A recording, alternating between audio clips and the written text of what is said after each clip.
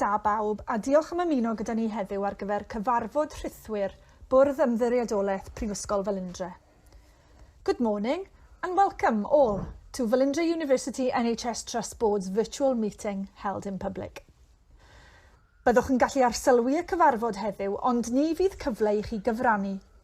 Rydym yn recordio'r cyfarfod a bydd copi ohono ar gael ar ein gwefan yn fuan. You join us today as observers, which means you cannot participate in the discussion. A video of the meeting will be available on our website as soon as possible. Cadeirydd y cyfarfod heddiw yw Cadeirydd yr Ymddiriedolaeth, yr athro Donna Mead OBE. Mae 6 aelod annibynnol arall gan y bwrdd fel y gwelwch o'r wybodaeth ac yflwynir. Today's meeting will be chaired by the Trust Chair, Professor Donna Mead OBE. As you can see from the slide, the board also includes 6 independent members. Yn ymuno â nhw, mae aelodau bwrdd gweithredol y Ymddiriedolaeth. Joining them today are the Trust's executive board members. Croeso hefyd I rai o'n partneriaid allanol. We also welcome some of our key external partners to today's meeting. Mae'r bwrdd yn gyfrifol am reoli perfformiad a strategaeth yr Ymddiriedolaeth. The board is responsible for the strategy and performance of the Trust. Bydd y cadeirydd yn agor ein cyfarfod yn awr. The Chair will now open our meeting. Bore da pawb, welcome to the Velindre University NHS Public Trust Board meeting. And as Non has just informed you all, we're pleased to confirm that this meeting is being live streamed today and will be available on the Trust website as soon as we can upload it, should members of the public or indeed our staff wish to view the meeting at their convenience. And so to those of you who've joined the meeting today, and I understand that we have a mix of staff and the public, welcome to you all. Croeso cynnes iawn I pawb. Just very briefly, I'm going to hand over to our Board Secretary, Lauren Fear, to inform us about some of the papers. Lauren. Thank you, Chair. So just to, in terms of just get a bit of admin out of the way, the bundle, if you're working from a bundle, you should have a final version this morning. So just to clarify, there's only 3 changes since the one that was issued at the start of the week. So a couple of very brief updates to the equality paper and consent, and also to one of the procurement papers and consent, and also an addition of IMT, the Integrated Medium Term Plan, the IMTP, as part of this meeting. We were always intending to cover it in the private session as a draft, but we wanted to also share the highlights and key points in this session, so as an additional presentation. So they're the 3 changes in the bundle you would have received this morning. Thank you, Lauren. When asking for, we have a number of items throughout the agenda for which we require approval from the board. So I will ask for approval at the appropriate time and invite you all to raise your hands at that point if you want to approve, or if you, likewise, if you have a question or wish to make a comment, can you raise your hand, and I will note that, and ably assisted by Lauren, and between us we hope that we won't miss anybody out. I have some apologies from Sarah Morley, our Executive Director of Organisation and Development, and from Steve Allen, Chief Exec of Cardiff Community Health Council. Are there any other apologies anyone's aware of that I've not been informed of? Thank you. I'd like to welcome those individuals who are in attendance today. Is Brenda Chamberlain with us? Brenda normally attends from Cardiff. Yes, Chair. Yes, Chair, I'm here. Hi, Brenda. Welcome to Brenda from Cardiff Community Health Council. Some of you are very, the people I'm welcoming at this moment are very much part of our Public Trust Board. Katrina February from Audit Wales, David Cogan, our patient liaison representative, welcome. Sue Thomas is with us today, Assistant Director of Workforce representing Sarah Morley. And a very special welcome today to Professor Peter Groves and Dr. Susan Miles, who are respectively the Chair of Health Technology Wales and the Director of Health Technology Wales. Peter, it's your first time to attend our public board meeting, and we're very pleased to have you with us. Health Technology Wales is one of our hosted organisations, and we're going to be receiving 2 reports from Peter and Susan later in the agenda. Welcome to you both. And Meredith Evans, who is one of our consultant oncologists and Assistant Medical Director, brackets research. Have I got that right, Meredith? Yes, That's right. That's right. Thank you. And Meredith is going to also present later on in the agenda. It's a very busy agenda. I'm going to try my very best to keep us all to time, and I look forward to your cooperation in doing that. And just before I started the agenda proper, I just wanted to say a few words. I'm sure you'll all be aware that we received notification, I think it was last Friday, that the Welsh Government has approved the outline business case for the new Velindre Cancer Centre. And we're currently waiting for the letter confirming funding. And our Chief Exec, Steve Ham, will take us through that a little bit when it comes to his report later on. But what I'd like to do first and foremost at this meeting is to thank everybody who's contributed to the project to date and to help us to get to that important announcement. It's been a huge team effort involving many people, and on behalf of the board, I just want to record our formal thanks to those who've been involved. And then we'll talk more about that particular item as we go through the agenda. So are there any, I'm going to item 1.30, are there any declarations of interest which are pertinent to today's agenda and which we need to be informed of? No, thank you very much. So 1.40, matters arising. The first section there is from the meeting held on, the extraordinary board meeting held on the 19th of December. 2.0 is urgent decisions over 100k. I have a query here, perhaps Lauren, you can help me. Will the paper that's referred to in the action column, will that come to the board in due course? So the new process in terms of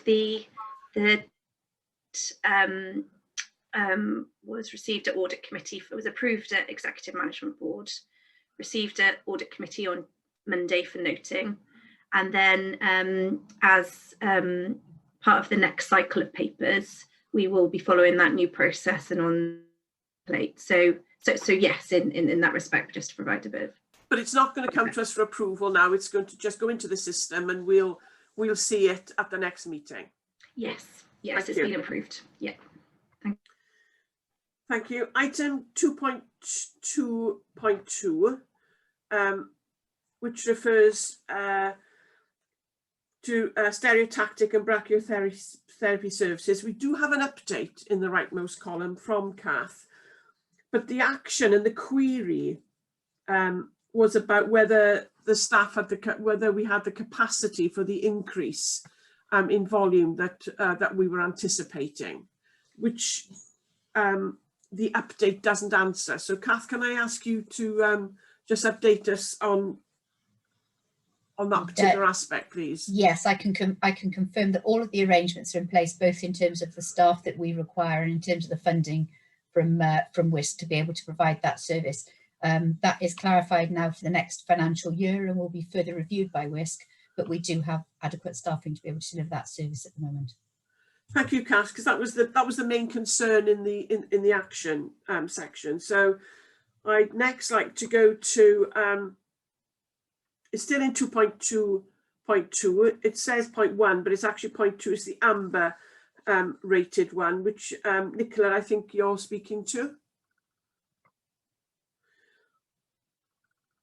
An update on activities, the improvement and maintaining staff wellbeing, including a trend analysis on anxiety, stress and absence to the January 2021 Trust Board. Thanks, Chair. Yes, that action was for Sarah Morley.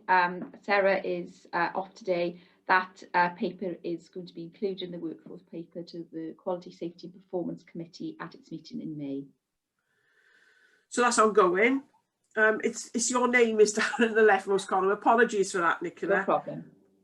And I think the next item we need to come to is 5.6.0. A request was made for future reports on the progress against the Trust Delivery Plan to include information on cause of delays in completing actions and any implications for the Trust. And also a request was made for additional information to be supplied on amber actions, including the reason for any delays in future reports. Yeah, Carl, is that you? Yeah, thanks, Chair. So it's myself, Kath. So as the action column there says, progress. So that's ongoing. I think we'll do two things. First of all, we'll bring that back to the next board. Most things are on the risk register if there's a delay. And secondly, Chair, what we'll also do, and we are doing, is changing the monitoring process to make sure we get more detail. So just to give board assurance on that. And as I say, I'll bring that back to the next board meeting after it's been through QSP committee and strategy committee if appropriate. Thank you, Carl. I've got nothing else to raise under the action log. Does anybody else want to raise anything? You're lit up, Carl. Oh, you're not now. Okay, thank you. So we move to section 2 on the agenda, which is the consent section on the agenda. And this is where I ask if anybody would like to bring any of the papers that are in that section out for discussion, comment or whatever. I have one paper which is 2.1.3 and it's not substantively an issue, but it is an editing issue. So Lauren, if you could advise us where I need to take that, or perhaps I could just take it now, could I? Yeah, of course. Yeah. Okay. Let me just find it. 2.1.3. This is the paper. Board decisions required for commitments exceeding 100k for the period March 2021 to June 2021, and under section 2 assessment option appraisal analysis. I think that paragraph there really does need some editing and tidying up. It says prior to the submission of this paper, each requirement will have undertaken an assessment by the division or hosted unit, the outcome of which is variable and represented in the tender specification. It's an act of extreme pedantry on my part, but a requirement can't undertake anything. You've made an animate object out of something that's inanimate. And could that just be tidied up, please, so that it looks as though we've all passed our literacy exams? Yes, of course it can, Chair. Thank you. Are there any items on the consent agenda that colleagues want to bring into the main agenda? Sorry, Gareth. Thank you, Chair. I wanted to refer to item 2.1.6, and I have a point I need to raise on that. So I'm not sure whether you want to take that now or deal with it later. I think we'll take it now. Just okay. Thank you, Chair. It's the paper seeking a further extension of increased financial delegation at shared services, which I have no problem with in principle. But if I can take you, please, to page 4 of the paper, and at the head of that page, there's the paragraph which starts the public contract regulations. Yeah. And it's the final sentence of that paragraph which says we would seek to continue to rely on this regulation given the extreme nature of the COVID-19 situation. I think the experience elsewhere shows that procuring authorities are relying less and less on that justification currently. Certainly there will still be some urgent scenarios, but the effects of COVID are relatively well known now, and authorities expected to plan their procurements and to follow an appropriate process. So I think we just need to revisit that statement. Thank you, Gareth. Mark. Yeah, just to comment briefly, Chair, on Gareth's observation. I do agree with that. I think that this has actually been discussed amongst the finance directors, and I think there is a general acceptance that things have moved on from what they were 12 months ago, and we shouldn't be relying on this as our natural default position. As Gareth says, I think there will still be some occasions when we have to use it, but competition should be the first port of call when we are deciding on a procurement route. In view of the wording here, I think it might be appropriate for me just to remind our procurement colleagues of what we believe we should be, how we should be approaching our procurement processes. I'm sure they understand that, but I'll reinforce that, and I'll talk to shared services just to make sure that we're all on the same page. Do you think, Mark, if I might ask, if we ought to edit that section to reflect the comments you've just made? Yeah, I think it could be slightly misleading, because I don't think that this was suggesting, although it appears to suggest that we will seek to continue, so we will rely on it each time. I don't think that's the intention behind it. So perhaps the wording is slightly inappropriate. Yeah. And we could, I would speak to shared services about that, and we will amend that wording to better reflect the actual approach we do take. Thank you, Mark. Gareth, are you content that we can approve that, subject to Mark editing that sentence to reflect what we actually intend to happen? Yes, I am, Chair. So we don't need to see it back here, is what was no. So, but we are. If you could let me know that that's happened, then Mark, I'd be very grateful. Thank you. Anything else that wants to come out of consent? Can't see any hands up. So we come to section 3 of our agenda. It's an exciting part of our agenda. We've got some very interesting presentations to look forward to over the next 20 minutes or so. And the first two are from Health Technology Wales. Once again, I'd like to introduce Professor Peter Groves and Dr. Susan Miles, and really hand over to you two to take us through the two papers, how you've decided to manage it. Yeah, thank you very much indeed, and good morning, everybody. I wonder if we could have our slides on to begin with, and just whilst we're getting the screen shared, by way of introduction, my name is Peter Groves. I'm a consultant interventional cardiologist working at the Cardiff and Vale University Health Board, but I'm speaking to you this morning in my capacity as Chair of Health Technology Wales, and I'm very pleased to be joined by Dr. Susan Miles, my colleague, who is Director of HTW, and we're very grateful to have the opportunity of reporting to the board today. If we could move on to the next slide, please. So we'd like to divide our presentations into two halves. I'm going to begin by giving an introduction and brief background to Health Technology Wales as an organisation. I'm going to speak a little bit about the work that we've been doing over the calendar year of 2020, the contents of which are included in the annual report, which was recently published by HTW. And then for the second half of the presentation, I'm going to hand over to Susan Miles, when Susan reflects on some of the kind of aspirations, some of our plans for the years ahead, the contents of which are contained within the strategic plan, which will be imminently published for the next 5 years. Next slide, please. So this is merely a reminder to many of you, but Health Technology Wales is an organisation that's been in existence since 2017.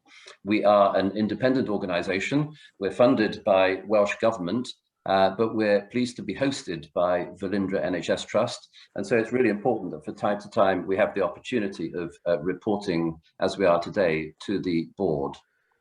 So Health Technology Wales was established to provide a strategic, a streamlined and nationally coordinated approach for Wales in the identification and then subsequent evidence-based appraisal of novel medical device technologies, and also then to provide support for the adoption of those technologies which we feel offer potential benefits to patients, but also to the healthcare system in Wales. Next slide, please. So our remit extends to pretty much anything that isn't a drug, and contained within our annual report, if you could move to the next slide, please. Contained within our annual report is a review of the activity that we've been undertaking across the whole spectrum of areas in which we work during the course of 2020.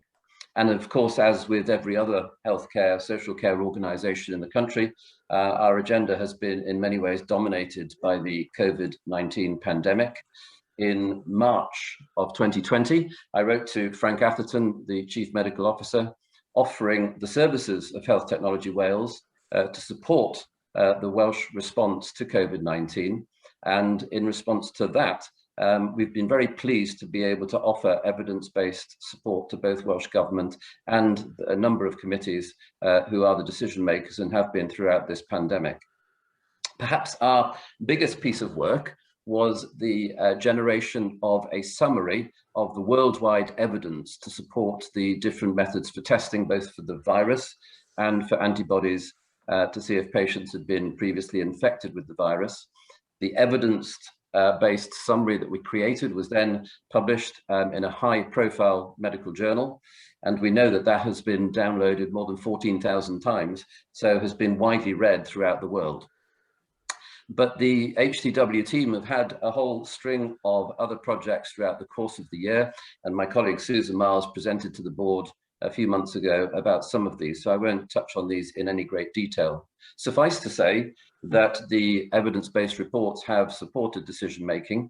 We've collaborated with industry, we've provided scientific advice around novel new devices that are relevant to the pandemic. And really importantly, we've been delighted to work with colleagues in Europe and also internationally, other health technology assessment organizations. So we've established really important international links for HTW as well. So next slide, please. We've been very pleased with the feedback that we've had in response to the work of HTW during the pandemic. In the bottom left-hand part of the slide, lots of positive feedback from colleagues in Wales. In the top right, responses from other parts of the UK, and down in the bottom right-hand part of the slide, international responses as well. So for example, the evidence report we were talking about in regard to testing for COVID, we know that that has supported decision-making internationally in countries as widely afield as Canada and New Zealand. So next slide, please. So I'm just going to step through the important stages of the work of HTW and undertaking its appraisals. The first really important step is that we need to be able to identify and know about technologies that offer real potential to improve patient care and the efficiencies of the healthcare and social care systems. So identification, notification of topics is a really important priority. During the course of 2020, more than 80 topics have come our way for notification, and it's been important that we go through each of those in turn to determine the way in which HTW could potentially offer value to the assessment of each of those topics. So that makes in total now, since the creation of our organisation in 2017, more than 200 topics have now been considered by us. In many cases, some of these topics are followed by generation of evidence summaries, which are then published on our website, and some of them progress to formal appraisal, and I'll talk a little bit more about that in a moment. So if one looks at the middle part of this slide, you'll see that most of the topic notifications and referrals have come from NHS Wales, but we've had topics referred from industry, we've had topics referred to us from Welsh Government and academia, and also from the third sector as well. And in the far right-hand part of the slide, you'll see that geographically, whilst most of the referrals, almost half of them, have come to us from within the NHS healthcare system, We've also had a large amount of referrals coming from all of the different health boards across Wales as well, which is really important to our work. So there's big engagement from the whole of the healthcare system in terms of sending work our way. So the next slide, please. So the next step in the process is that after we have looked at notifications and selected those that we feel merit formal appraisal, then the work of the appraisal panel, which is the decision-making group of HTW, is to generate national guidance based on the evidence available. And the evidence looks at both the case to support clinical benefit, but also the case to support any economic benefit for the individual topics. So during the course of 2020, 10 topics have progressed through to a formal appraisal, and resulting from that, 7 pieces of HTW national guidance have been published in 2020, which now makes in total, since 2017, 17 pieces of national guidance that have been published on our website. So next slide, please.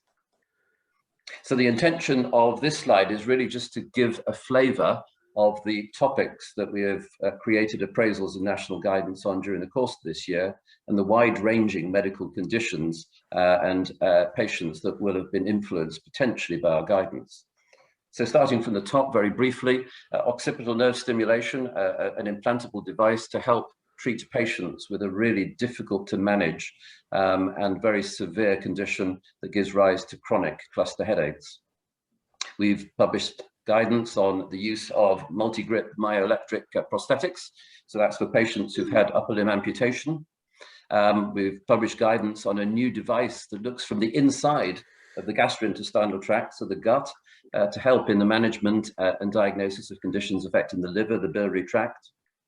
We've looked at quite elaborate means of assessing the heart and the lungs in response to the stress of exercise in advance of patients being considered for really major abdominal operations, risky operations. So the intention of this is to identify patients at particular high risk in whom interventions may reduce that risk at the time of surgery.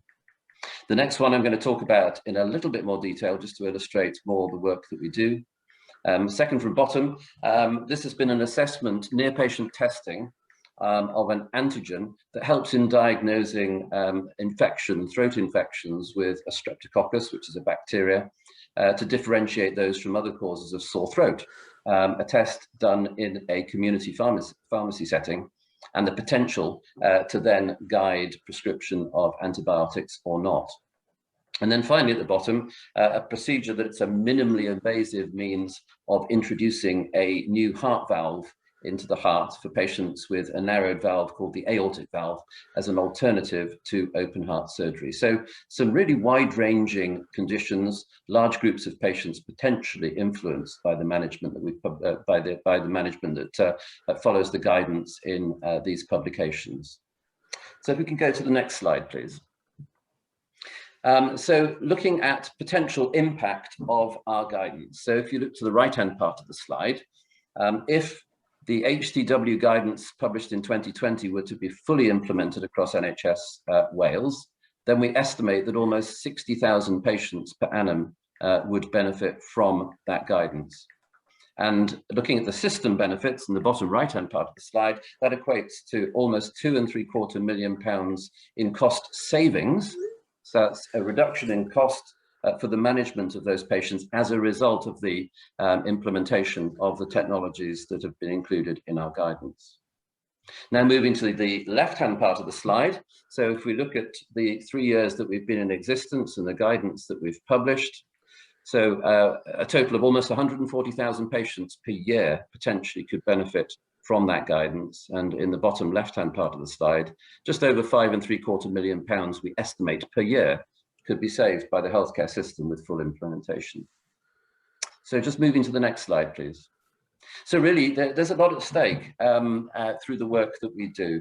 And rather than just produce the guidance and hope the system listens, a really important part of our job is also then to pursue the process of ensuring both adoption and implementation, and importantly also an audit of that process so that we can then get an idea of the extent to which the system is responding to the guidance that we're publishing. So in February last year, we published a report describing how we were going to go about this task as an organisation, working in collaboration with care deliverers within the system. Firstly, we established that the All Wales Medical Directors as a group would provide professional leadership as a peer group. We've asked each of the health boards, the local health boards, to appoint committees locally or use committees that are already established within their organisation, preferentially, and to nominate a lead from that committee to serve as the person with whom we can communicate and regularly have contact. So our intention is to encourage the adoption, not just of Health Technology Wales guidance, but also NICE medical technology guidance. And one important principle of our organisation is that our functions are complementary to, but not duplicative of, the work of NICE. And essentially, we're providing a Welsh perspective on new technologies that often haven't been looked at by NICE, but if they have, by providing a local perspective and adding the element of value that is offered to NHS Wales, we hope that that guidance will lead to the important benefits for patients in the system that we've identified. So the method of auditing adoption will be developed by each of the local organisations in turn, but we will be overseeing that and monitoring that and having regular communication with each of the organisations. And the intention is to complete a pilot within the course of this year and provide our first report at the end of this calendar year to Welsh Government. So next slide, please.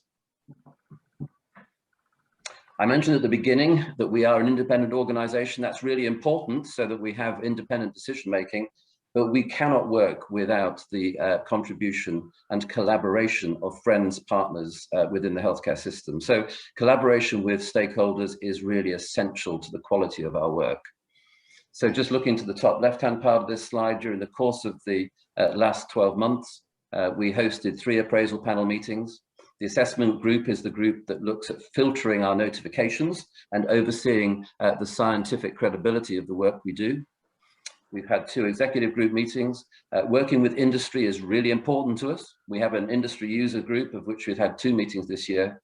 And really critically at the bottom there, engagement with members of the public and patients is absolutely fundamental to every step of the work that we do at HTW. So we have a well-established group now, the Patient and Public Involvement Standing Group, which has met 4 times during the course of the year. And their job really is to identify the areas where patients and public can have the biggest impact on the work that we do. Just looking to the top right-hand part of the slide, we've hosted 4 events, which have been attended by more than 210 attendees. We have a high profile on the internet. So our website has been visited by more than 44,000 people during the course of the last year, with almost 11,000 unique visitors. And there is an awful lot of social media activity around the work of HTW as well. So moving to the next slide, please. And working with stakeholders is mutually rewarding, both for our group, our organisation, but also for the stakeholders themselves. We've included just a couple of quotes here from Llewellyn Trickett, who represents industry. She has identified that the work we do adds to the value of what NICE produces, and that it really focuses on patient populations in Wales, which we think is important. A quote from Professor Arpan Gua, who works up in North Wales, who's a member of our appraisal panel. He's found that rewarding as a member of the appraisal panel, but he's also identified the robustness of the evidence reviews we undertake and the focus on clinical and cost effectiveness, which we value. And the next slide, please. We're very much looking to the future now. We've completed that first 3 years of establishing our organisation.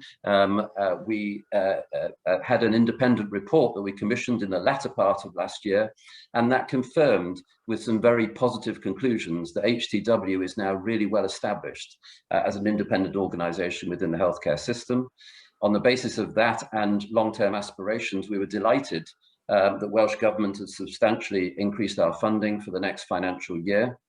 We're also very pleased that we've been appointed as one of 6 collaborative centres to contribute to the continued Welsh COVID-19 evidence base. So that work will continue for 2 years and comes with additional funding too. So because of both the additional funding from Welsh Government and the COVID-19 Evidence Centre funding, we now have the opportunity to grow our team and to increase our outputs over the coming years. And to summarise some of our more detailed plans as to how we should do that, I'm going to hand over at this stage now to Susan Miles to talk about the strategic plan. Thank you, Susan. Next slide, please. Thank you, Peter. So, as Peter mentioned, our establishment phase is now complete within Health Technology Wales, and a recent independent review of our work concluded that we're unequivocally fulfilling our core functions as set out by Welsh Government. So our challenge now really is to build on that foundation and to plan our immediate and medium-term future going forward. So we've been considering and consulting on that and our next steps for the unit, and we've drafted our first HEW strategic plan, which will cover the period 2021 to 2025. Next slide, please. We're of course very cognizant of the ambitious strategic policy context that our work is set within. We acknowledge this and we'll be striving to firmly embed the principles of prudent care in our work, and obviously given the nature of our work, recognising the central role that technology has to play in both improving and transforming care systems in Wales, and ultimately to enhance the future social and economic wellbeing of the people in Wales. We hope that our new strapline, Better Health, Evidence Driven, communicates our core commitment to applying evidence to drive improvements in both health and care. Next slide, please.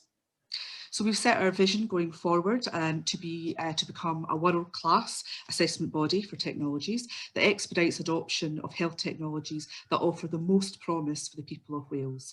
And our related mission is to drive improvements in population health and care by applying evidence to inform decisions on the appropriate adoption and use of health technologies across Wales. Next slide, please. 3 core values will underpin our work going forward, so quality, responsiveness and collaboration. We aim to produce always high quality and independent evidence and reviews and guidance that is produced in collaboration with a broad range of stakeholders, and also that's responsive and supports evidence-informed, timely decision making for our key decision makers. Next slide, please.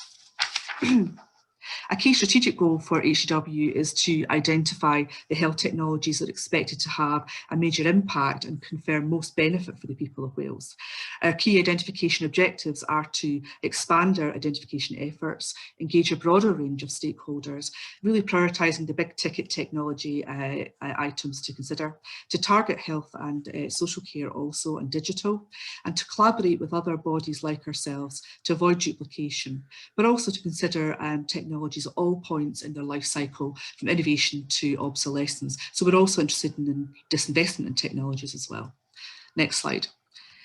Delivering a step change in the volume of our evidence outputs and national guidance is our main strategic appraisal function goal going forward. So our objectives here are principally to scale up guidance outputs, to target social and digital care innovations in the next couple of years, to support C-19 pandemic decision making, to continue with that work, to provide responsive evidence to Welsh Government and to our key stakeholders, and also to collaborate with other HTA bodies to continually improve our appraisal methods and make sure they comply to all best practice and international standards. Next slide. So encouraging appropriate uptake and use of technologies that are supported by evidence is our key adoption goal that Peter touched on. So robust evidence to inform national guidance is of course a key, but adopting and acting upon it is really the crucial step. So our objective here is to pilot and roll out an annual adoption audit and to develop technology adoption monitoring plans to establish if Health Technology Wales and NICE medical technologies guidance has been actioned and adopted within Wales. In addition, we'll work to support commissioning of technologies that have received supportive guidance, and we'll also be working to establish greater parity between medicines and non-medicines technologies over the next period. Next slide. Promoting greater understanding and use of evidence to inform Welsh care system decision making is our key strategic engagement goal. So this will involve refining and extending our engagement activities, continually improving our methods, and building, importantly, evidence synthesis capacity within the system in Wales and supporting research of national importance. Next slide, please. This slide just outlines our top 5 priority objectives for 21-22, so namely expanding topic identification, significantly increasing our evidence outputs, targeting social and digital care as I mentioned, continuing with our pandemic support work, and piloting and rolling out the national audit adoption function of HEW Wales. Next slide. We wanted our strategic plan to be aspirational, punchy and most importantly to be read, so it's mercifully brief. However, we've prepared separate implementation proposals which outline in considerably more detail the objectives underpinning each of our strategic goals and the key activities we plan to deliver them, alongside indicative timelines and the key performance indicators that we'll use to monitor our progress as we go along. The plan is currently at public consultation on the HCW website, and we'd be really pleased if you had time to consider it and to offer us any feedback. We'd very much welcome your suggestions. Next slide, please. So we just wanted to finish off by considering the reciprocal value that can be added through closer collaboration between HCW and Velindre. So our offer of support to Velindre includes the ability to undertake rapid evidence appraisals to inform decision making on the adoption of new technologies, for example in the New Cancer Centre. We can provide specialist expertise and support, so scientific advice on new innovations, health economic analysis, but also patient and public involvement skills that could be useful. And finally, we can also extend training opportunities to Velindre colleagues on technology assessment methods to further bolster Velindre's excellent research profile. Next slide, please. But there are also some very simple ways that Velindre can collaborate with and support HCW. So first and foremost, I guess, by referring to as technologies to appraise. So for example, those emergent from the Transforming Cancer Services work programme that's underway. And also by, I guess, contributing to our expert review processes. So providing experts that can provide invaluable contextual information regarding the adoption of new technologies across Wales. And finally, by disseminating and supporting the audit of HCW's national guidance and in cancer topics specifically. Final slide, please. So thank you so much for your attention. We hope that our presentation has given a bit of a flavour of the recent work that we've undertaken, but also our forward strategic direction. And we're delighted to be expanding and we're really looking forward to continuing to support care services to make the best use of evidence on behalf of the people of Wales. And happy to take any questions. Thank you. So Peter and Sue, thank you very much indeed. Just to inform colleagues, we did have a presentation from Peter and Sue, not an identical one, but we did have an update at the board briefing session very recently, where there's lots of time that we could have discussions, but we really felt it was important that the two papers, the annual report and so on, was brought into public domain. So we wanted to bring it here as well. Are there any comments or observations from colleagues or questions for Peter and Sue? While people are thinking, I've got one. One of the slides which you put up, Peter, seemed to suggest that there were no suggestions for appraisals from Velindre in 2020, which is a bit startling for us. We've had a lot of, over the 3 years that we've been in existence, we've had a lot of notifications that have come to us from Velindre Chair. So we're very grateful for that. But as Susan has said at the end of her presentation, we're always looking for more. So we'd encourage colleagues to have a think about how we may be able to support innovation and development within Velindre. But we have, be reassured, over the last 3 years, received many notifications from your organisation. Thanks, thank you, Peter. I can't see, or Kath, I can see your hand up. Thanks, Chair. I think there's a couple of things. I mean, to follow on from what Peter just said, Susan and the team gave us invaluable help with the establishment of the cell and gene therapy work that we undertook a couple of years ago. But as you mentioned, we had an opportunity to have some more detailed discussion with Susan and Peter a couple of weeks ago. And in response to that, we've already been in touch to identify some people that can join the committee, but also to look at how we're able to participate in the adoption audit that Susan also mentioned in the presentation. And as the board are aware, we're having some background discussions on how we really reconsider our whole public and patient engagement piece. And I've been in touch with Susan and her team about how they can contribute to that and give us some information and advice on that as well. So just to let you know that, I think Susan's points are really well made in terms of how we can get some more synergy out of our relationship, and those discussions are already underway. Kath, I'm sure you're intending this, but perhaps you'd link in with David Cogan and his patient liaison group when you touch base with them when you're thinking about public patient involvement? I can assure you, Chair, they're attending. Well, they've been actively engaged to even get us this far. All of the discussions so far have taken place with the public, with the patient liaison group, and David and Sean from the group are joining us next week in our introductory discussions to have that, as are the Community Health Council, and we will be bringing something back to the board in a meeting very soon. I'm very pleased to hear that. Very pleased. And Jazz, you've also nominated one of your colleagues to join the group, haven't you? Yes, absolutely, Chair. I mean, it's a delight to hear from Health Technology Wales again, a second time round, and more opportunities, I think, popping into my head in terms of what we could be doing. But absolutely, I think we need to bring you in so you become a member of our, certainly our innovation group, so that you can sort of be there firsthand to see what we're thinking and help us shape some of that. But also we have identified our clinical audit lead to join the work that's happening across the health boards and make sure we have a part of that. So grateful for that. Thank you. Thank you, Jazz. Steve, as accountable officer, I'm just wondering if you want to come in at this point. Yeah, I did have my hand up, Chair. I think I did see it, and then I know, and it went. I wasn't sure.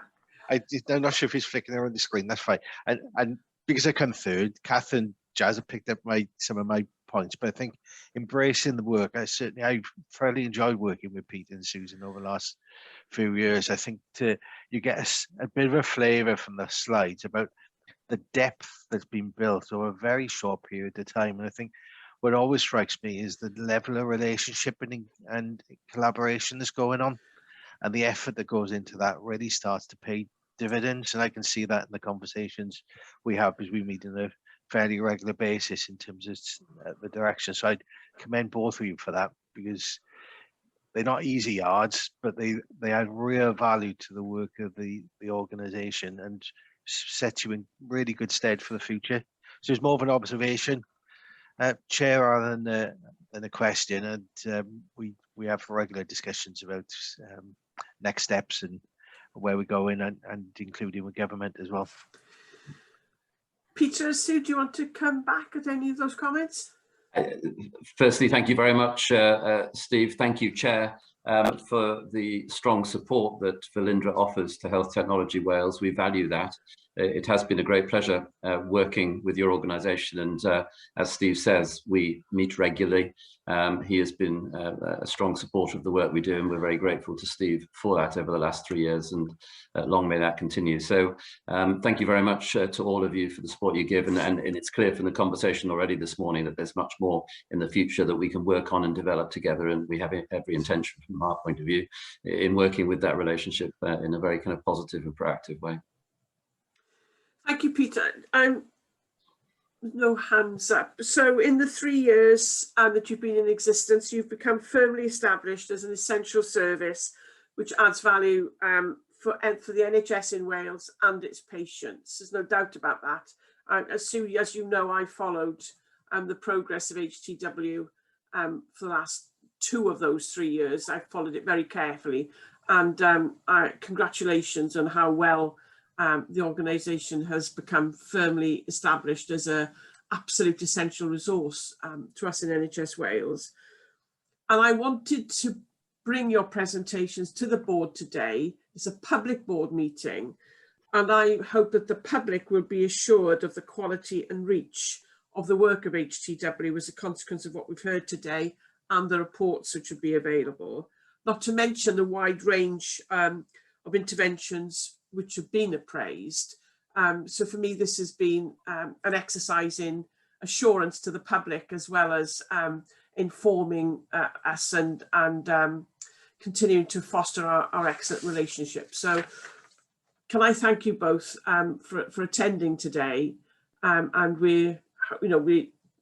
our intention is we'll work ever closer with HTW as we go forward, particularly as we develop our new cancer centre and our regional ways of working with cancer services across South East Wales, and with our Welsh Blood Service colleagues also. I didn't mean that as an afterthought, WBS. Sorry if it came across like that. It's not how I intended it.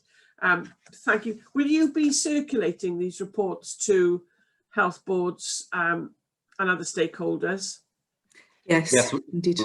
We've already written to key opinion leaders and executive leaders of health boards around Wales, specifically with the strategic plan and our annual report from last year. We've asked them to be part of that public consultation process on the strategic plan that Susan referred to. So we're drawing all that to a close at the end of March, and we'll take all comments and input very seriously and make amendments to that so that we can submit formally our strategic plan in early April to Welsh Government. Thank you. And I'll arrange through my chair's cohort for an update to chairs in due course. Thank you. Thank you. Thank you both. Thank you both very much indeed. Thank you, Chair. Goodbye. Thanks, Sue. You're welcome to stay, but you're also welcome to return to your important work if that's what you wish to do. It's been excellent. Thank you. So come now to 3.3 on the agenda, which is been introduced by Jazz, and this is our overarching cancer R&D ambitions for the next 10 years. So this is a hand over to Jazz and Meredith. Thank you, Chair. So I am delighted that we are able to present to you today the work that has come through the Velindre Futures R&D Task and Finish Group. As you're well aware, we do have a strong track record for delivering cancer research at Velindre. We have, however, been talking for some time about developing a strategy that helps us really realise the ambition for cancer research in Wales. So how can we be a leader in Wales? And part of this work has, well, largely a large part of this work has happened through the Velindre Futures Group, established in September 2020. And the aim was to develop the ambition for R&D to inform a 10 to 15 year future-proofed strategy, to identify the best models to underpin this ambition, and aiming for world-class UK leading research excellence, and to secure support through the various structures in the organisation. The group has been chaired by Meredith, who's speaking to us, so Professor Meredith Evans, and has had representation from Cardiff University, as well as patients and public representatives. So it's been a strong a group in terms of its representation. And the process so far is that we have presented to EMB SHAPE, where it was well received. It's then gone to the RD&I committee. And we've also had the opportunity to have internal webinars. There have been a series of 3 internal webinars. We've also shared the strategy with Cardiff University at our partnership board, Cardiff and Vale University Health Board, and also it's been very well received by Health and Care Research Wales. So that's the context. I'm going to hand over to Meredith to talk us through the strategy, and I'll come back at the end for a minute or 2 around the next steps. Thank you. Thank you. Thanks, Jazz. Hi, thanks. Can I have the slides, please?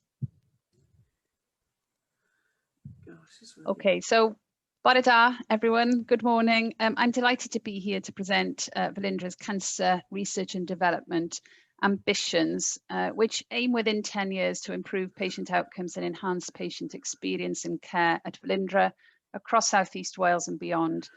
As Jazz has said, I'm presenting the ambitions on behalf of the Velindre Futures R&D Task and Finish Group, which was a multidisciplinary group of research leads from departments across the Cancer Centre, had representatives from Cardiff University, and also 2 amazing patient and public representatives, Alan Buckle and Bob McAllister, who made sure that the patient is the front and centre priority in our R&D strategy.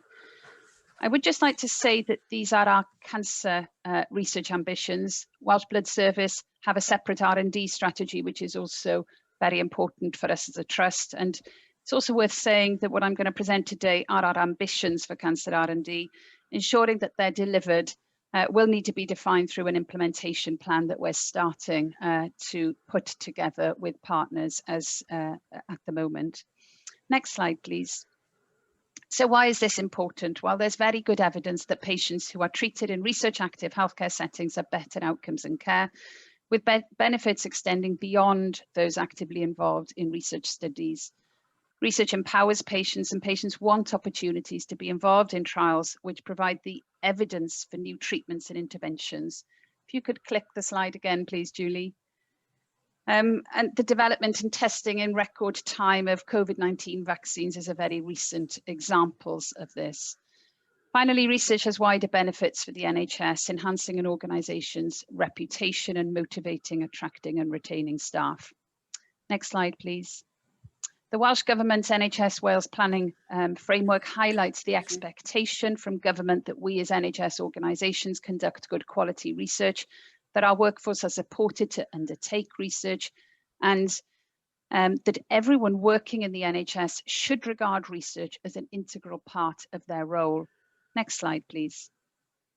This slide shows that over the last 5 years, we've received around about 6,500 new patients referrals per annum to Velindre Cancer Centre, and we recruit around about 400 patients per annum to research studies, which is around 6 to 7% of our patient cohort. So most of our patients are not currently offered opportunities to take part in research studies. Next slide, please. We believe that the key to increasing the proportion of our patients who have the opportunity to take part in research during their cancer journey is to improve research access through a connected cancer research delivery network across South East Wales, taking research closer to patients across the region where that's possible, and offering access to new and novel therapies in the best possible location. Next slide, please. So over the next 10 years, our mission is to become a leader in cancer research nationally and internationally, transforming the culture of our organisation into one where every patient and every staff member who wants to engage in research has the opportunity to do so. Our vision is to work with patients and partners to design and deliver excellent research that improves the survival and enhances the lives of cancer patients living in Wales and beyond. This mission and vision will be delivered through work in 4 themes. Next slide, please. And these are putting patients first and centre of everything we do, advancing new treatments, interventions and care, driving translational research through connecting the laboratory and the clinic, and embedding research and innovation within the organisational culture and structure. Next slide, please. We have 5 aims, which are to enhance patient experience and care, to improve patient outcomes and reduce variation in outcomes and access to research, to accelerate the implementation of new discoveries from the laboratory to the clinic, to demonstrate the impact of our research, and to build research capacity and capability, both at Velindre and across South East Wales. Next slide, please. So back to our themes in just a little bit more detail. In theme 1, we'll have a patient and carer perspective. That means we'll co-produce research with our patients and involve patients and the public in research priority setting. We'll improve patient experience by having a focus on palliative and supportive care research, and we'll reduce variation in research access and outcomes. We'll also promote a more integrated approach to research so that we make every patient contribution count more than once where that's possible. Our target is that within 10 years, most of our patients will be offered opportunities to take part in research. Next slide, please. In theme 2, we will advance new treatments, interventions and care. We'll prioritise new studies that are led by local investigators, supporting talented individuals to develop their ideas and help them bring their research through to the clinic. We'll widen access to late phase clinical trials and supportive care studies across the region and enhance access to early phase trials and advanced therapy trials, which may be testing novel treatments for the first time in man. Next, we'll maximise the opportunities. Oh, can we go back, please? Next, we'll maximise the opportunities for radiotherapy research afforded by the investment in New Velindre Cancer Centre. which will include a fleet of new state-of-the-art radiotherapy machines, along with, we hope, a radiotherapy research bunker and machine, which could really be a game changer for our radiotherapy research in the future. Finally, in this theme, we'll integrate novel imaging into our research, making use of the enhanced imaging capabilities we'll have at New Velindre and making use of the truly world-class imaging facilities that are already available at Cardiff University. Next slide, please. So in theme 3, we'll drive translational research through connecting the laboratory and the clinic. So the laboratory at the university is over on the right of your slide in red. And this is where new treatments, for example, drug, immunotherapies, virotherapies, are discovered, and also new technologies and new imaging techniques. These then go through the cycle of preclinical testing to reach the clinic at Velindre in blue on the left of the slide, where testing of new treatments and interventions happens in clinical trials. Samples of blood, tumour, images can then be donated by patients in the clinic and taken back to the laboratory to be analysed so that new discoveries can be made, and the cycle starts all over again. And I think what this slide shows is just how closely integrated NHS and university research really has to be impactful. Next slide, please. In our fourth and final theme, we will establish a culture that truly values research, development and innovation and embeds it within the organisational culture and structure. We will build capacity and capability in the multidisciplinary research workforce in Velindre, and this will be inclusive so that everyone who wants to engage can do so. We have set a target of ensuring that at least 20% of the workforce in every department will have at least 20% of their time protected for research, and over and above that, research leaders will be enabled through an academic career pathway to establish the research leads of the future. We'll also create an enabling infrastructure to support research. Importantly, this includes a digital infrastructure and access to high quality health data. There'll also be infrastructure developed to support new researchers with grant and protocol writing. And we'd also like to see an R&D governance process streamlined across organisational boundaries in South East Wales so that we can roll out our research to our patients much more effectively. Finally, we'll link with the innovation team to implement new knowledge and practice developed through research into practice. And the impact of our research, we need to capture that so that we can make the case that we're making a real difference to our patients. Next slide, please. So here are the current links between Velindre and its partners across South East Wales. In the centre is Velindre and our Velindre outreach clinics, linking on the right with the university in various research projects. On the left is how we link with the 3 university health boards across South East Wales through our cancer multidisciplinary team meetings. Patients are referred back and forth between Velindre and the UHBs for treatment and then back again for follow-up and ongoing care. There are multiple points in this journey back and forth where patients could get involved in research, but at present, too often they're not given those opportunities. Next slide, please. In December 2020, the Nuffield Trust issued advice to the Trust on a proposed model for non-surgical tertiary oncology services in South East Wales. And we were really pleased to see that R&D featured really prominently in this. And if we look from the top and move clockwise, Nuffield advised that we required an agreed research strategy, and that's what we're presenting to you today.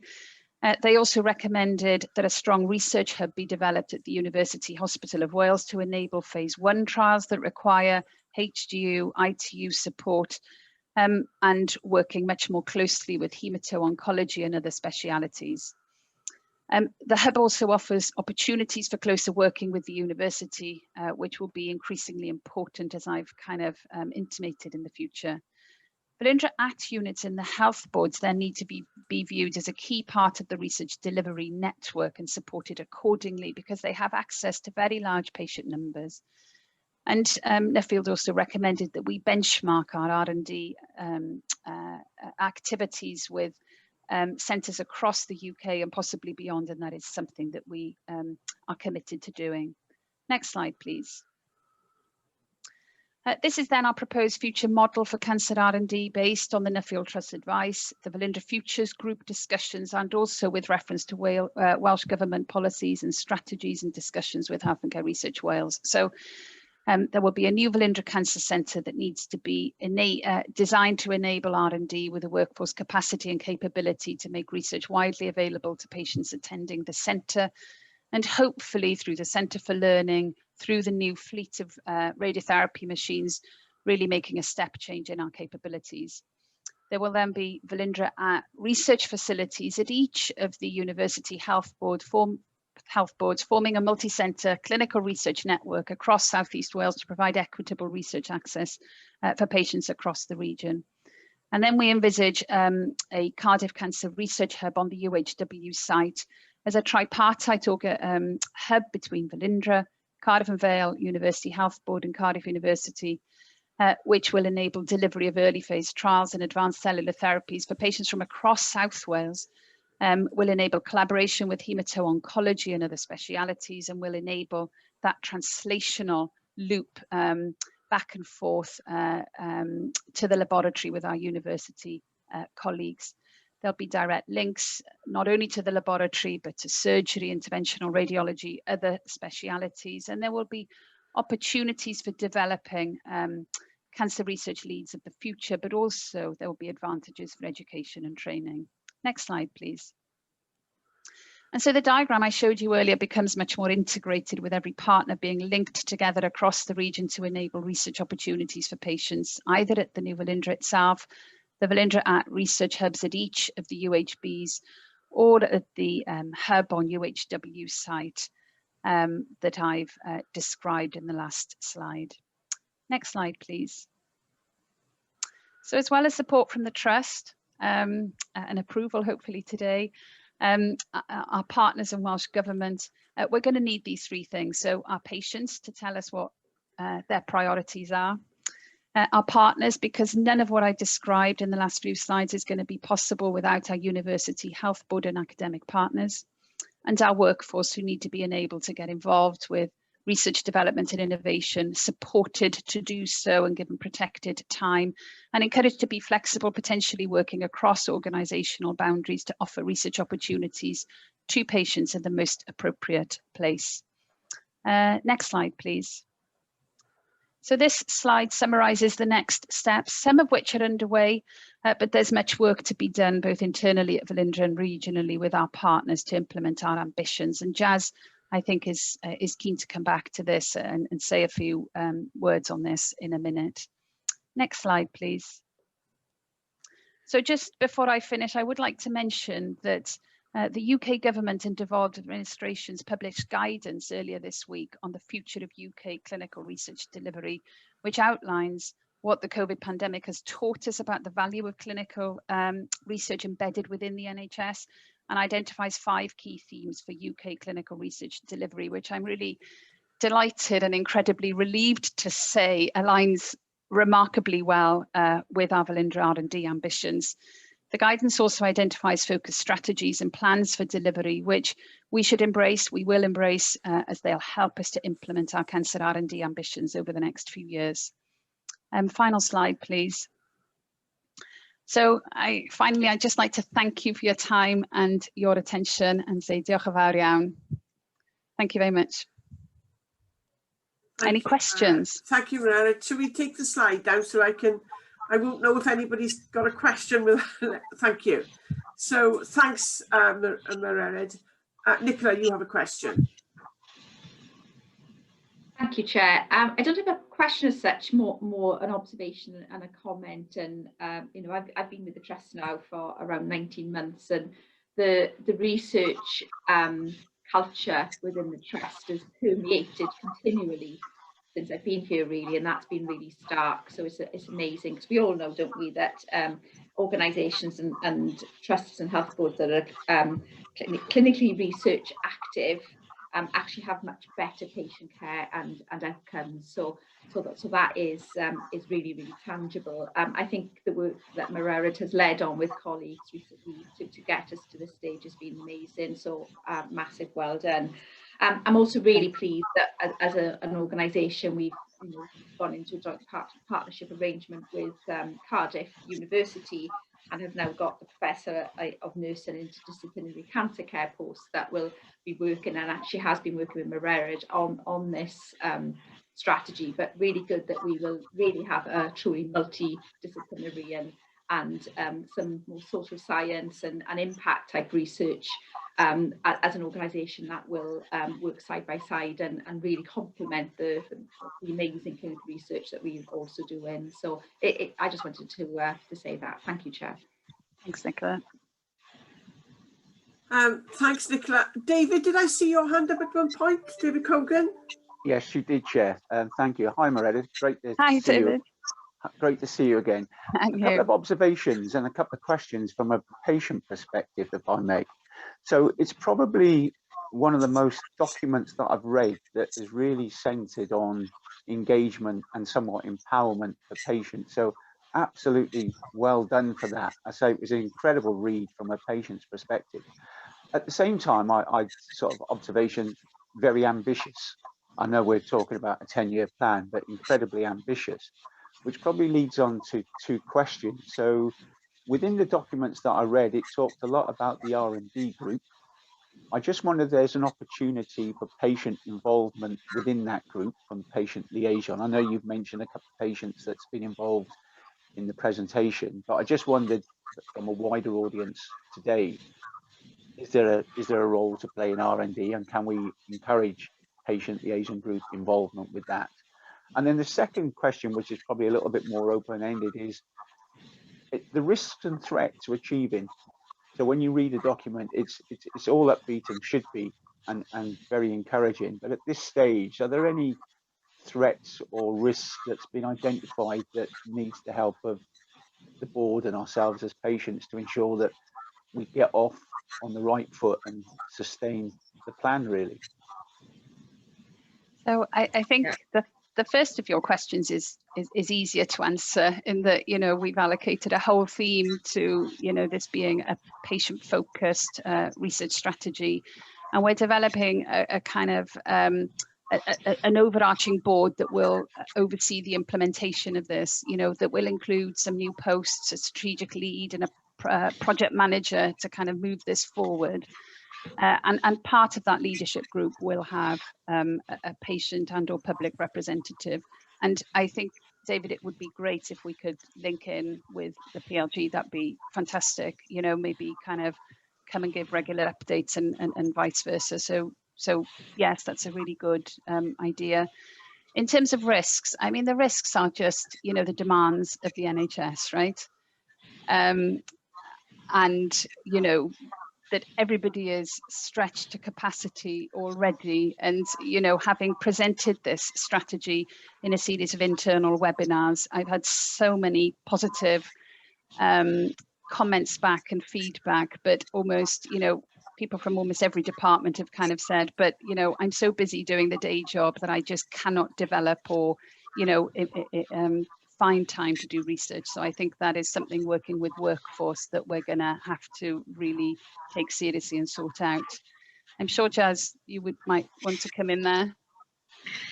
Yes, thank you, Mererid, and nice to hear from David, and always spot on, David, with your observations. So thank you for that. I think you're absolutely right. This is ambitious. And it is, we're talking about 6% of patients, and perhaps slightly more in the last year. Interestingly, we are increasing our numbers, but to reach over 50%, which is what the document is effectively pointing us to, it's going to mean that we really approach the research, this purpose of research in a different way. We need to increase the breadth of research. We absolutely need to make it much more multidisciplinary. And really, the question is, there is a research question at every stage of a patient pathway, from the time they enter the building to leaving it.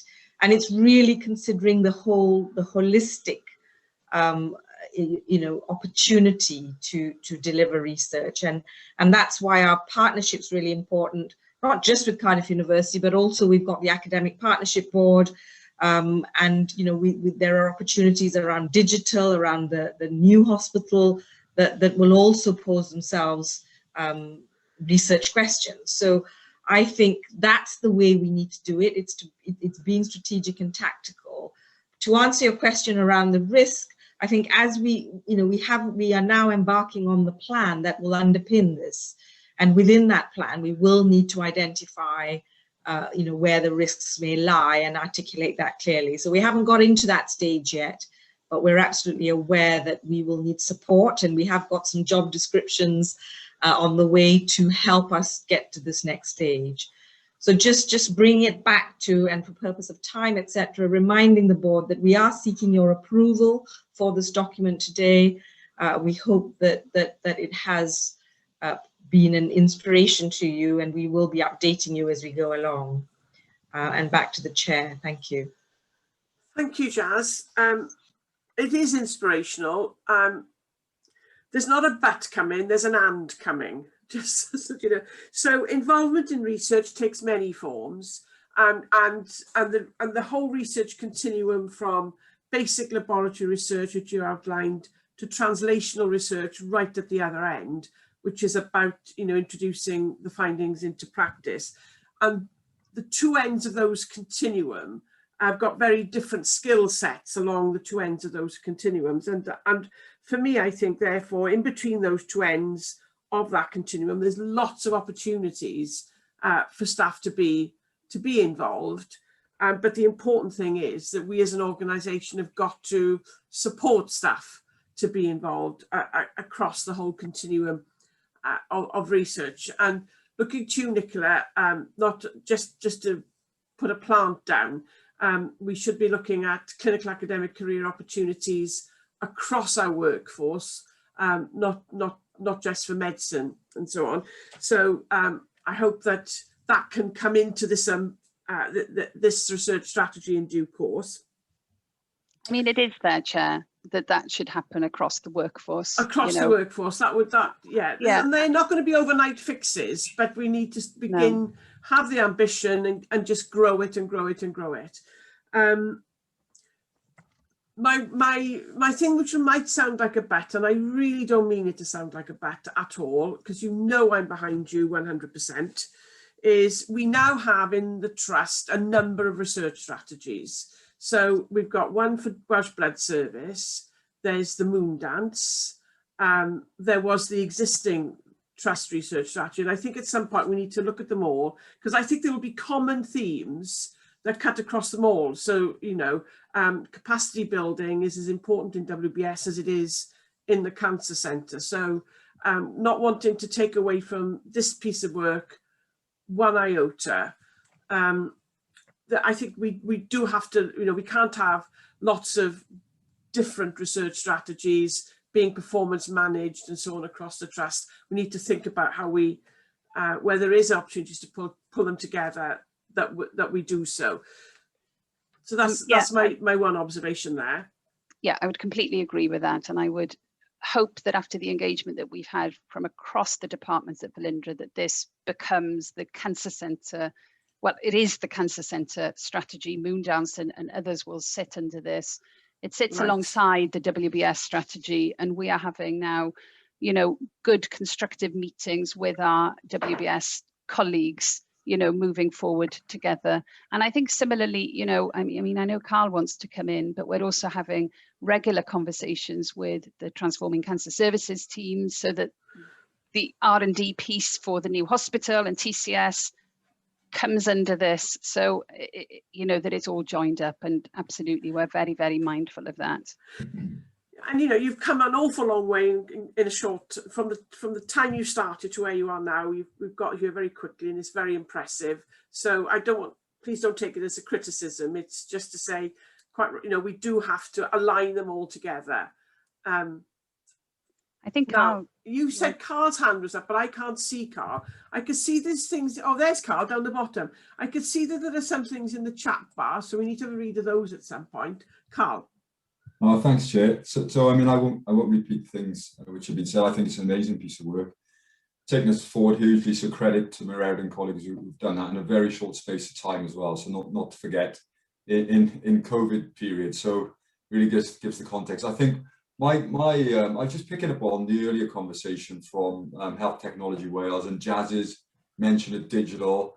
I guess my comment is an and, not a but. And I think there's some other things would make it even better, not the strategy itself, but I was just starting to think about. So we need a problem, we need some data, we need some people, we need some ideas and some knowledge. So there are a load of platforms out there where, so we have a digital platform where we have a platform for research. And we just stick up a problem we want solving. And all the people around the world may have a different driver to solve that. We could offer a prize. A lot of it's about ego, but actually just bring a load of different people together on a platform and say, this is the problem we're trying to solve.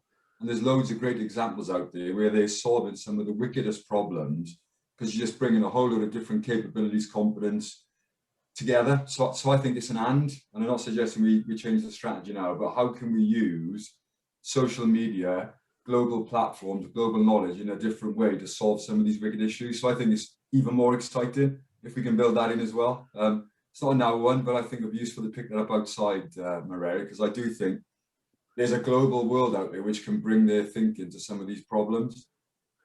It is big data, Carl, is one of the big levers for change going forward, and we need to be engaged with all of that, don't we? So sorry, Mary, I interrupted you. Yeah, no. The importance of digital and big data is articulated in the kind of, infrastructure piece of this. But I think some of that sits under innovation. And, I know that we're going out for a new innovation lead and, we will need to kind of align this very, very carefully or, under a kind of, under a joint plan almost for research and innovation. So, yeah, but definitely take that on board. In terms of social media, it'll have to be somebody else other than me. I have antibodies towards it. And they're highly contagious. Steve, I wondered before we wrap up, Steve, did you want to come in? Donna Jan's had a hand up as well. Oh, sorry, Jan. Where's Jan? Oh, there you are. Sorry, no, David said everything I was going to say, so I put something in the chat bar. I saw it in the chat bar. Thanks, Jan. I'm sorry before I go to Steve, does anybody else want to come in? Right, Steve. Thanks, Dan. I mean, thanks, Maria. I mean, every time I get this, I'm so enthused about. I mean, this is really the direction. I think you were there when I spoke at the original academic partnership, the university status thing, and the synergy between where you're getting this to and the thoughts I had. I was trying to express that day. You express better than I do in these slides. It is there, and just getting back to that is really important for the organisation. I know others within that room that day, and then I'll talk a little bit about the training review in a minute. You were at that last week, and just to see the picture that we could paint about how it's already within our DNA and how then we take it forward was just excellent. I'm I'm really pleased about it all. What we need to do is make sure we keep our energy levels up and support you in delivering this, which you can't do by yourself. No, I was just going to say, this isn't for one person to deliver. It's going to take a massive team of, and as Nicola said, across the multidisciplinary workforce and departments, isn't it? Yeah, and I will link it back to the HDW when I was saying that the depth of the partnership is so fundamental in this to help us deliver. Let's go back to the resource and encouraging people. It's the partnerships that will help us succeed. We have to give serious thought to what opportunities we can create to lift the research capacity and capability across the piece in the organisation going forward. And they're not all going to cost the heaven and earth, Steve and Mark, you'd be pleased to know, but there are things that we can do, clever things that we can do, which will lift the capacity and the capability across the workforce. And we're all moving forward together in the same direction. So we're asked here to approve this research strategy, which is a strategy for 10 years. I'd like to put a ride at the bottom of it, that it will nevertheless be an organic document which will evolve and change over 10 years. It's not going to be, we're going to hold firm to this is it for 10 years. It will, I'm sure you'll all agree, no doubt, develop, Mererid, as we go forward, as we achieve, as we as new technologies come in and so on, so that we approve it, and also that we look to make sure that all the strategies across the trust come into alignment with this one. So those are the two riders that I would put, and if everybody's content with that, and otherwise to approve, I move that we approve this research strategy. I can see lots of nods. Hands up, please. Yes, yes. It's approved. Congratulations. Great. And thank you very much. I'm particularly pleased that Mark has approved it as the budget man. Great. Yeah, he's very slippery though. Morel, whatever he tells you, it's my money. I'm the accountant. That's excellent. So thanks, Romereric. If you need to go now, please feel that you can, but you're very welcome to stay. Thank you. Let me I need to go back to my IBABs now. So we're going to do two more items, which are quick items before we have a comfort break. And the first of those is the chair's update, which I don't have in my papers, so I need to find it. Lauren, how would I find that? So if I refresh my IBABs, I lose all my markup on the other papers. Is it possible for you to send me one? Yeah. Thinking of the focus. Yeah, I'll send it right now. I will keep you a second. Should I go first, Donna? Start with Steve?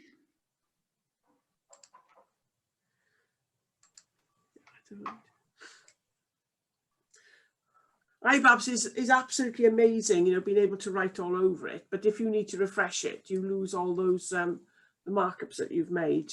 Donna, do you want me to go first whilst that's coming through?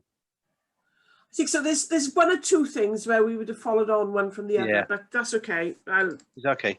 Yeah. Yeah, just to right, just a few things for me. One thing not in my report, and Donna mentioned earlier, the ministers, both finance and health and social care, announced that they've approved our business case last Friday for the new hospital. We've also received since then approval for us to go out to the market in terms of identifying a provider for that facility over the life of the project. We are waiting for a funding conditions letter, which will set out the framework within which we will have to undertake that procurement. We haven't had that yet, but I will update the board as soon as we get that, because that's effectively will be our rule book about how we need to take that procurement forward. As I said, we will provide an update as we get that. We're also reviewing our comms and engagement approach, which will include our engagement with the community for the future, and we'll also bring that back at the later stage as well. And I would like to add my thanks to those at Donna's at the beginning, to everybody who's been involved in getting us to this point.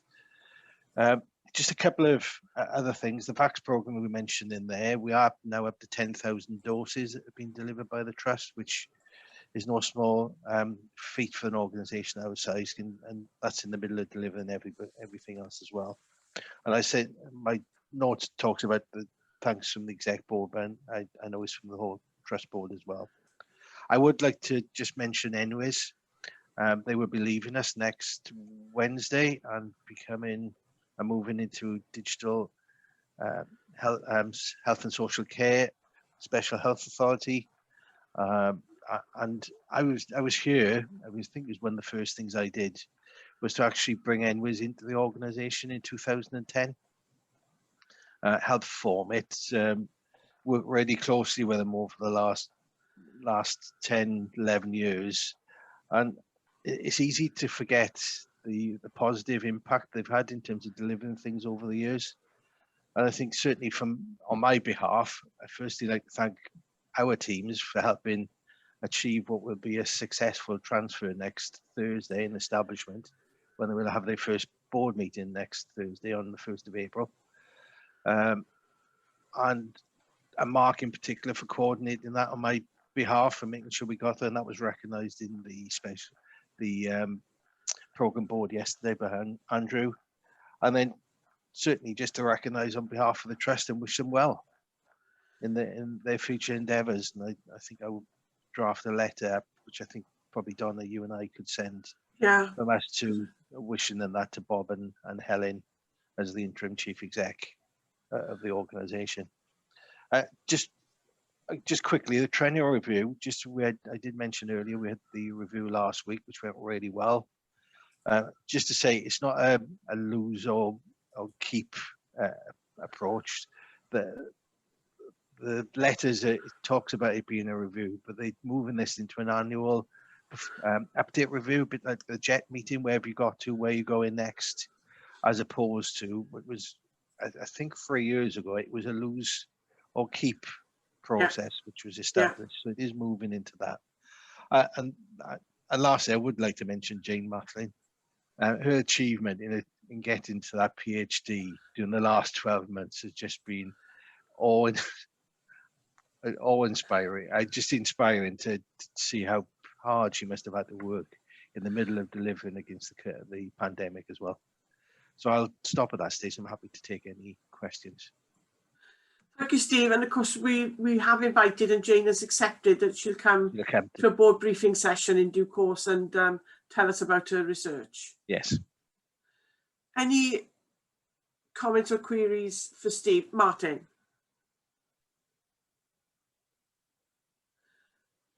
Can't hear you, Martin. Sorry.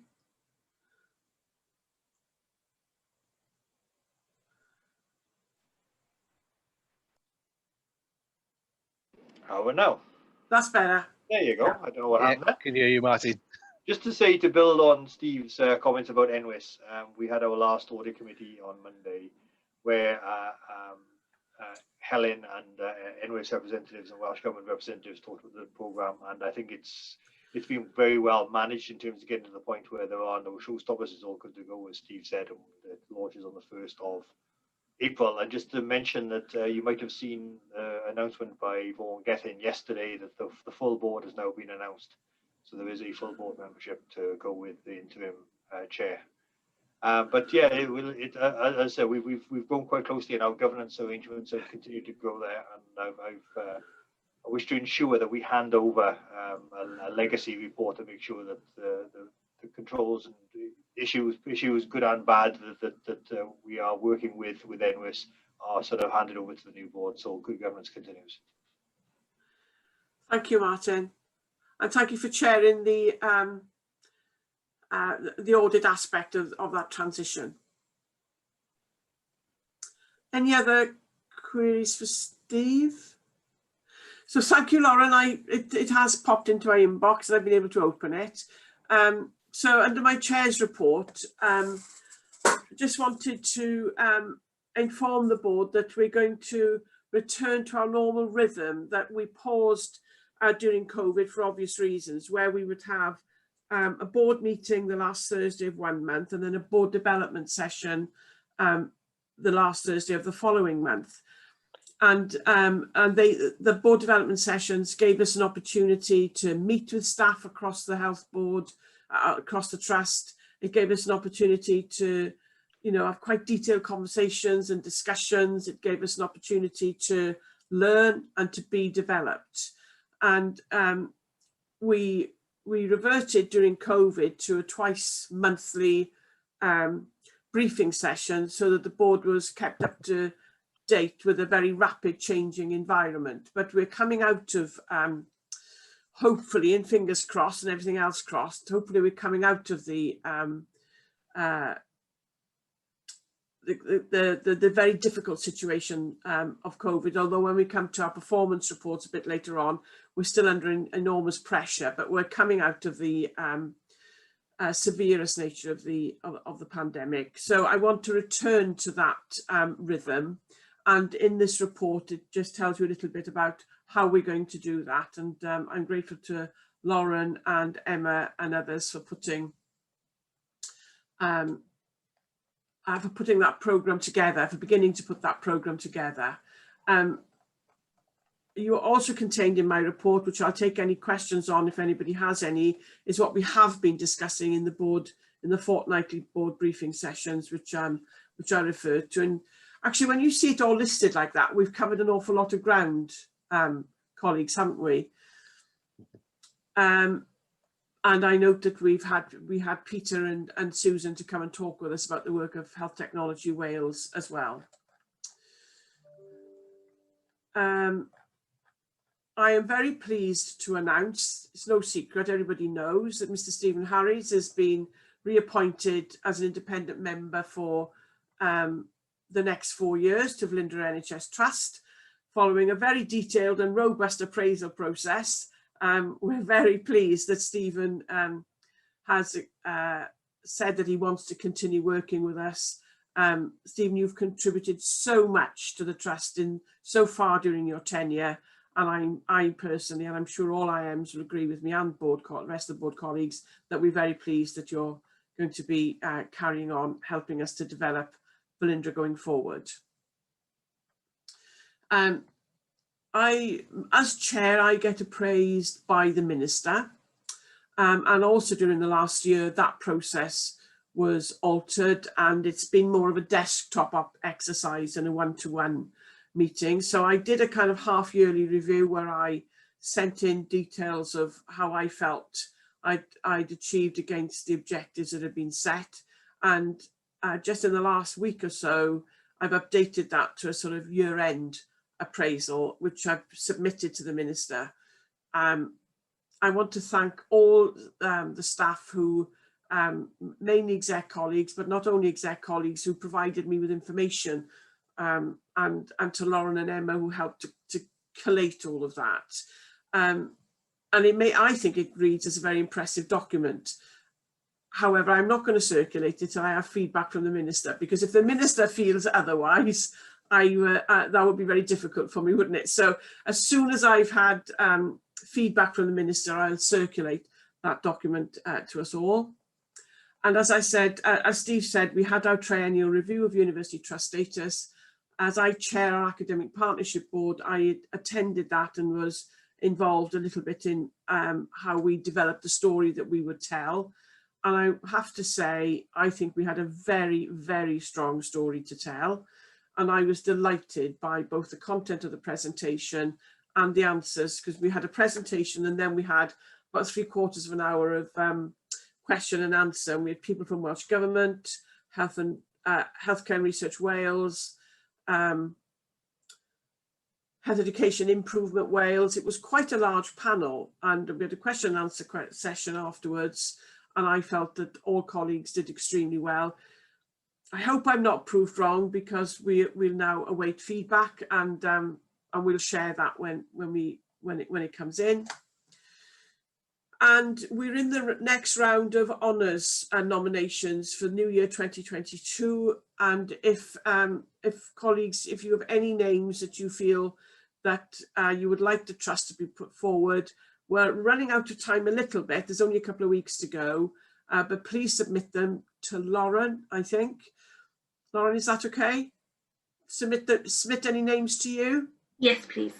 Yeah. Yes, thank you very much. It'll be in confidence, but I would like to see some of Velindre staff recognised. You know, the outstanding work that has happened to keep cancer services going, to keep Welsh blood services going in the middle of a pandemic. We didn't have the luxury of saying we're pausing this, we're pausing that. We had to keep on driving through, and then on top of that, we got involved in the vaccination programme under Nicola's expert leadership. So I think there are worthy people in our organisation, and I would be grateful to receive their nominations. I'll take any questions. If there aren't any, I propose we now have a 10-minute comfort break. So it's, so we can come back at 10:02, please. Great, thank you, Chair. Okay.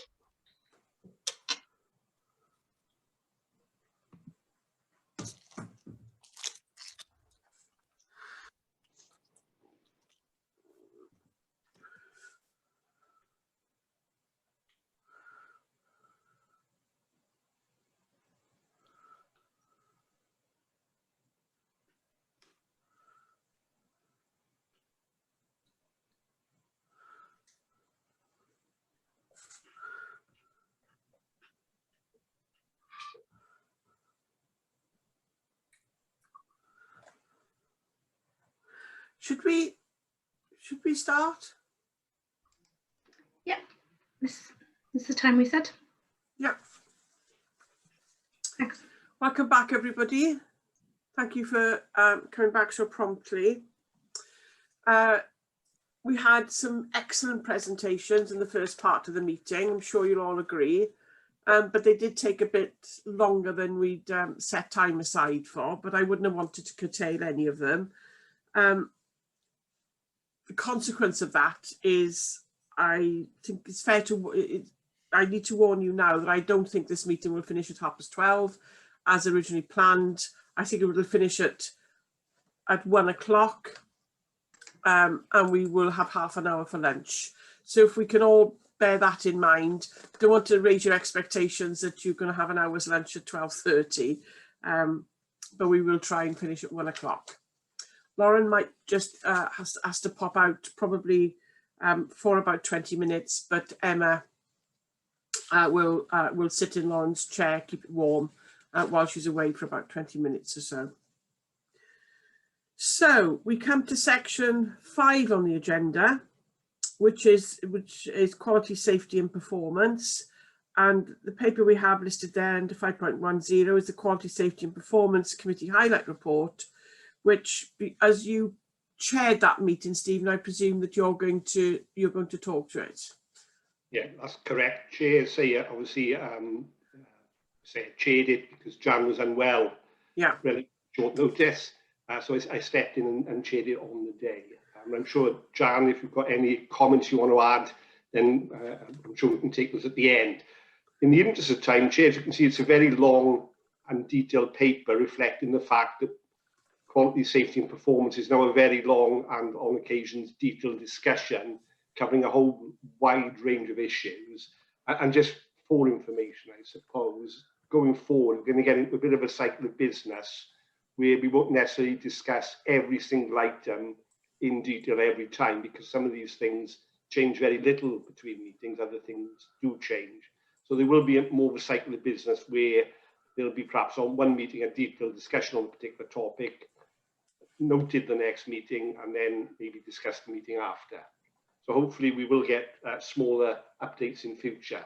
So just in terms of the paper as presented, the highlight report, under advise, I'll focus more on the advice section. The first paragraph there about COVID impact, it's really just to reassure or assure the board that we are recognising that quality, safety and performance, that there are lots of COVID-19 related issues impacting on the trust. And up until now, to varying degrees, we've looked at those almost in isolation, but we recognise, of course, that these things need to be brought together and considered as a whole. So the term that's being used is triangulation, about making sure we understand how these things actually impact on each other as well as impact on the trust individually. But I just wanted to advise the board of that. I also spotted that we came back to that at the end of the meeting. So this paragraph is more or less repeated at the end of the assure section. So it is the same topic though. So I say I'll focus on the advice side of it. I presume people have read the report itself. So there was some update we had from the Infection Prevention Control Management Group, a report we received there. I'll just highlight the last paragraph on that particular section where the report detailed 3 areas for escalation relating to the Cancer Centre, which were there. They mentioned some extensive hand hygiene training required, a matter of refurbishment of decontamination facilities within theatres, and also something that needs addressing around staff changing facilities. So those are being resolved urgently through the Cancer Centre senior management team. And then secondly, under advise, we received the highlight report from the Safeguarding and Public Protection meeting, just 2 areas just to draw to the attention of the board there. So there is work and going on to review our disclosure and barring services processes and position, and if we do find any matters that do need addressing, then they will go through the usual processes through the Exec Management Board, and I'm sure be brought to this board if required. And then also just to make the board aware that at the moment we continue to be unable to provide Mental Capacity Act training to the inability of classroom training, clearly in the current situation. So a virtual training capability will be developed to take that forward, because clearly, when we set out on this, nobody knew how long it would last. We've got the stage now we recognise we need to get that training at least re-established on a virtual basis. So I'm not going to go through a show in any detail. I'm just going to highlight two things, both of which I'm sure we would or we will come back to. One is around the Nurse Staffing Levels Act of 2016. Just to say we've had an audit report, and that internal audit report, which has provided a substantial assurance outcome, which is excellent news. Say there is an item later on about Nurse Staffing Levels Act and a recommendation which we'll come back to. And then the only other one I wanted to mention, we will come back to it I'm sure, is we've received an update on our COVID-19 vaccination programme cell report. So I'm not going to go through any details now. I don't want to put Nicola on the spot, but we did discuss, Nicola, at the meeting. You did mention the excellent performance of some of our teams and some individuals within our service. I don't know if you just want to take the opportunity just to mention to the board how impressed as a QSP we were in terms of the performance of some of our teams, and there were individuals you named as well. Thank you, Stephen. Yes, our vaccine programme has been a real trust-wide effort. Nick, you're very Nick, your mic isn't. Sorry, Nick, I've put you on the spot, and your microphone isn't functioning properly, I don't think. Can you hear me now? Yes, that's better. Sorry, I'll raise my voice. You know how quiet I am. Okay. Thank you, Stephen. The vaccine team have been absolutely amazing, and I wouldn't want to single any individual out from that team. And it's been a truly multi-professional, multi-trust-wide approach with colleagues from Welsh Blood Service, our IT and informatics team, through to our car park attendants, and a small number of individuals who's kept this afloat, who have really put life and soul into this and have been eating, sleeping and breathing it. So it's been an amazing effort of what we can do in very short notice, and the trust, as colleagues will know, have responded to supporting the national effort in relation to this. But thank you, Stephen, for this opportunity. I just thought it was important that we just recognise the fantastic achievements of a whole range of people, as you say, not perhaps fair to pick out any individuals. I say, in the interest of time, Chair, I wasn't planning to pick any more items out. Some of them we're going to be coming back to anyway, like the IMTP, etc. Yeah. So at this stage, I don't know whether there are any questions or whether Jan has any additional comments she wants to make. And say, no, you weren't there at the meeting, Jan, because of ill health problems. So we'll say comments or questions, really. Nick.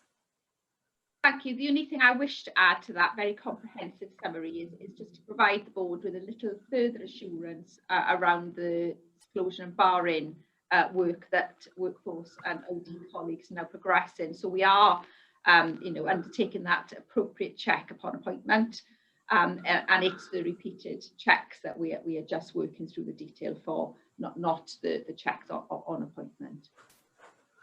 Thank you, Nicola. Any other, Martin? Thank you, Chair. Stephen, I don't know whether this is for you. It's probably more likely for somebody with more direct knowledge of the service. We're in the section on Welsh Blood Service, which is at the very top of page 7 of the report.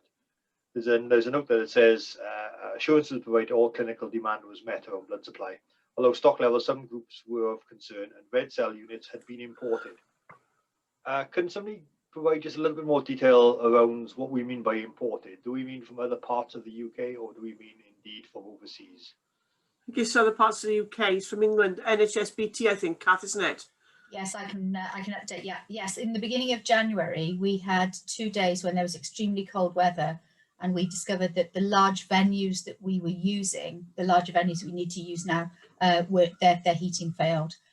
So as a precautionary measure, we relied on the mutual resilience arrangements that we have with the other UK blood services, and we took a small amount of stock in from England on that occasion to just get us to tide us over. It was very precautionary though, so yeah, that's what we did. That's really helpful. It's just the use of the word imported made me think that it obviously came in from through ports, and of course it didn't. Yeah. Thank you. Actually, that's a really good that's a really good point. It was actually supplied under our mutual aid arrangement, so I'll make sure that we fine tune the narrative in future. I don't know if this is the right place to say it, but I had occasion to see a letter earlier this week that Alan Prosser had sent to one of the new venues that have come on stream, volunteer, you know, and offered the venue to be used for Welsh Blood Services, and it was Alan writing to say thank you very much for enabling us to use your venue for blood collections. And there's a paragraph in there which stood out, which was that it was warm, that they were very pleased that the venue was warm. And I visited a centre in at the very beginning of January. I visited one of the venues and it was bitterly cold in there. So I think our WBS colleagues are to be congratulated for soldiering on and for keeping donors cheerful and happy, and lots of warm drinks and so on. It has been some difficult circumstances, but and to let you know that the venue concerned, the staff there were very, very pleased to receive such a warm letter of thanks from Alan. So I'm sure, Jan, you'd want me to thank Stephen on your behalf for stepping into the chair. I've already thanked him on the comments, but on the comment. Oh, sorry, I haven't. Yeah. If I open the chat bar, I lose half of you. Yeah. So if you think anybody thinks there's a comment I need to see, will you call it? Yeah. Call it out to me, please. I mean, I anticipated I'd be able to do it because I'd been tested positive for COVID, but that was in the first few days after being tested, and it became apparent over the weekend that COVID brain wasn't going to allow me to manage a meeting like that, because as Stephen says, it's a vast agenda and it requires such concentration. So I can't thank him enough, really. And very well chaired it was too. And we look forward to you being back in the chair, Jan, ASAP. The next item on the agenda, can't see any hands, is 5.2, which is the Remuneration Committee highlight report. There were only 2 items. It's very straightforward. I'm reporting as chair. I'll take any questions if anybody has any. If not, I go to 5.30, which is the Local Partnership Forum highlight report. Sue, are you taking this on behalf of Sarah? Yes, thank you, Chair. I'm happy to do that. I think the report is clear, I think, but I just highlight the fact that from a partnership perspective, we're currently working with our union colleagues to reflect on the unprecedented times we've all gone through and look at our working relationships over the last year to learn lessons and understand how we can do things better or improve things as we move along. We include our colleagues, union colleagues, in all our work, and particularly in our staff survey results. They're the key partner in understanding now how we do move forward. So I think it's a time for reflection with our partnership working, but to consolidate the good things that we've done, but also improve on how we can move forward. So I think that is highlighted in the report. One piece of work that is being carried out at the moment and has been raised for our partnership forum is our third-party contracts, ensuring that any third-party contracts that we have, wages are in line with Agenda for Change and meet our living wage. There's a specific piece of work that is being done, and that will be brought back, will be brought through executive forums, and we'll go to our next partnership forum in June. So I think that concludes really the summary of the report, but happy to take any questions. Thank you, Sue. I think it's important that we get the third-party contract living wage requirement, that there's no slippage on that, that that goes through all that it needs to go through so that it can come. Well, I don't know if it does need to come to board. Does it, Chief Exec, does it?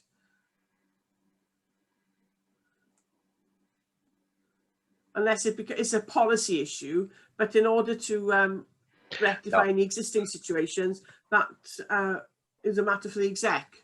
So yeah, I agree, Chair. If there's a policy issue, we need to bring it back, but I don't think there is. I think it's national policy as well. So, yeah, sorry, it took me a while to get unmuted. I couldn't get the arrow in the right place. Gosh, the vocabulary that we've all developed over this last year. Can't wait to ditch it. Okay, any questions or observations for Sue on the Local Partnership Forum Highlight Report? Thank you. So we note that. And we come to section 5.4, delivering excellence performance reporting period, which is to January 2021. So before handing over, I think it's to Kath to hand over. Can I just want to point out something, and it will save me mention it as we go through, that some of the reports take us to the end of December 2020 and some take us to January 21. And I think it would be helpful. It's good to have the up-to-date data as we can, but we're operating with 2 months. So Kath, I'll hand over to you. Thanks, I'll note that, Chair, and we're working through. I suppose that leads me into something I was actually going to say, which was that you'll be aware of the fact that we are refreshing the way in which we provide these reports, because we know we do have a challenge sometimes in terms of them being visible on IBABs, and we've had a lot of comments from the CHC and from Martin as our board champion for performance now, in terms of how we present it. And the new financial year will give us an opportunity to start creating the new year's data sets in a slightly different way. So we'll come back to you with a further update on that as the work progresses over the forthcoming weeks. We've just had a bit of a discussion around how comprehensive the Quality, Safety and Performance Committee is, and all of these reports have been discussed fully in there, and they're outlined on page 7 of the report that Stephen has just taken us through. So bearing that in mind, I'm just happy to take any questions that anybody has on any of this more specific granular detail that's included in these reports. If there's anything anybody wanted to pick up. Thank you, Kath. I think I'm noticing an improvement in the context setting around the reports each time, and it's even better again this time, which I'm very pleased about. Can I, board colleagues, take you through them, because we could bounce around between BCC and Welsh Blood and Trustwide. Can I go through them sequentially and ask if there are any comments in relation to performance in Welsh Blood first? Thank you, Kath, for the, it's to the colleagues who put this together. It's a very detailed report, easy to follow and to understand. No hands up, so I'm going to go to the BCC performance report. Are there any comments there?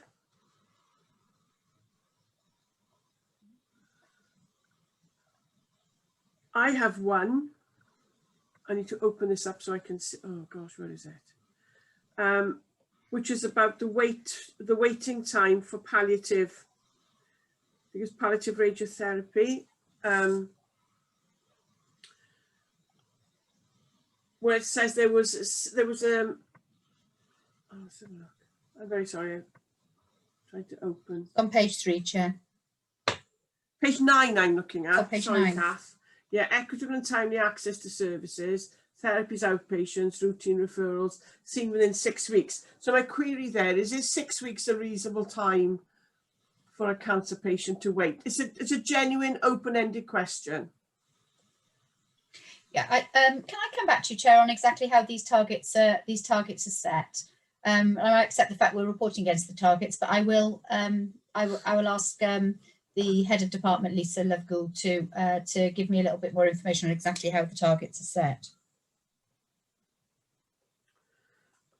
Thanks, Kath. And so, let me just find my other one.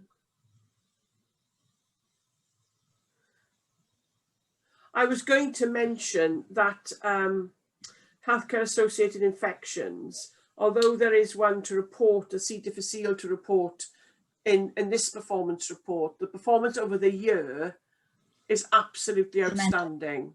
Yeah. Considering the nature of the patients we look after, that's an absolutely exemplary report. I think it's with 1, 2, 3 incidents of infection, Nicola, over the whole year. Absolutely, Chair, and full multidisciplinary approach, with medical engagement, antimicrobial pharmacy support, and I think the precautions that have been put in place for COVID clearly are the precautions that would also mitigate against other healthcare acquired infections. So certainly a lesson for the NHS there, isn't it, going forward? Well, yeah, absolutely. And then my other question I had, you're quite right, Kath, it was on page 3. You're quite right. I'm asking, when is palliative, when is it ever acceptable to wait a month for palliative treatment? This is for palliative radiotherapy, and in the report, we're told that there were some patients waited a month. Could you just bear with me a sec, Chair, where I just look at the detail that's in the report.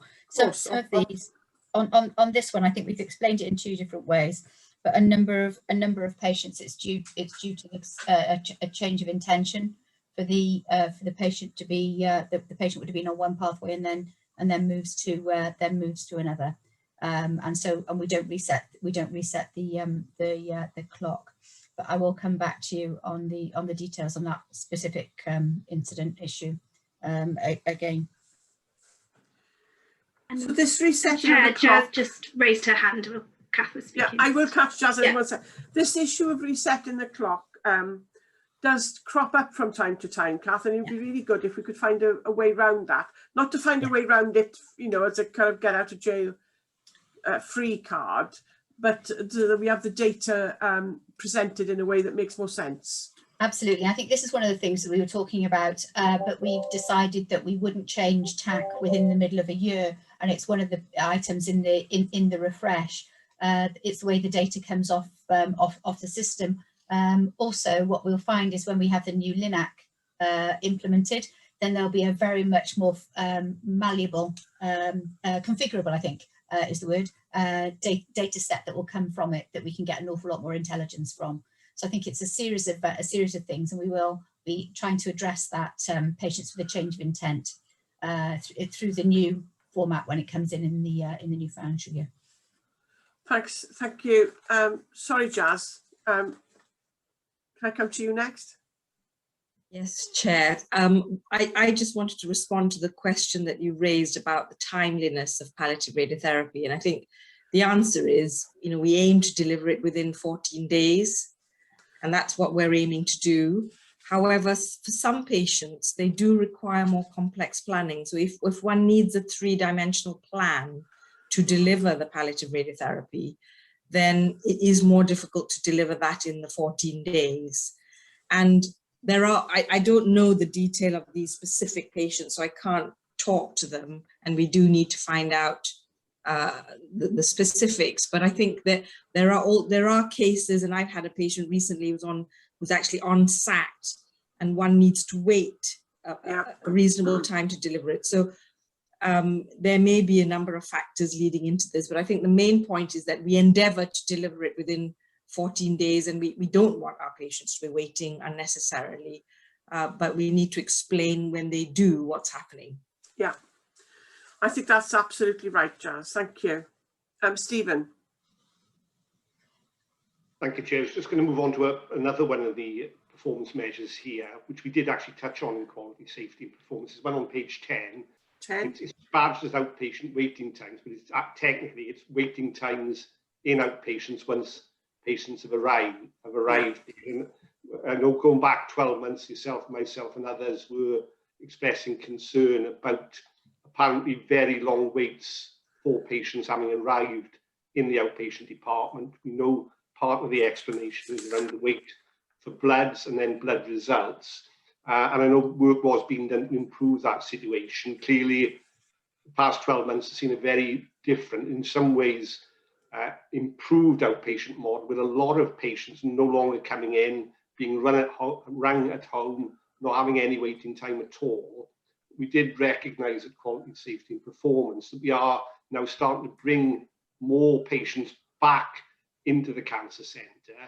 And we just had the discussion really about we need to avoid falling back into perhaps some bad old habits of booking multiple patients in the same slot, bringing patients in too soon in the day, etc. So that conversation was had, and I am assured by colleagues that we obviously, this is still in our sights about ensuring we minimise the length of time any outpatient waits with their family having physically come to attend the cancer centre. I don't know if anybody from the exec side just wants to comment on that. I know Catherine, Nicola, you made comments. I think Cath's got her hand up, Stephen. I think Cath's ready to go. Yeah, that's fine. Thanks, Stephen. I think it's really timely that you mentioned that, because we know we don't want to have people waiting longer than necessary, and some people do have to arrive and wait for the results of the blood test before they have their appointment. And I think we have made a dramatic number of changes over the last 12 months, some of which were in train already pre-COVID in terms of the developments we were making. And we had a session with the outpatients department as part of our Velindre Futures preparatory work a couple of weeks ago. And it really just identified the fact that I think it would be worth bringing the team to come and present to you on some of the things that they've done, some of the ways in which the service has changed and some of the challenges that they're facing.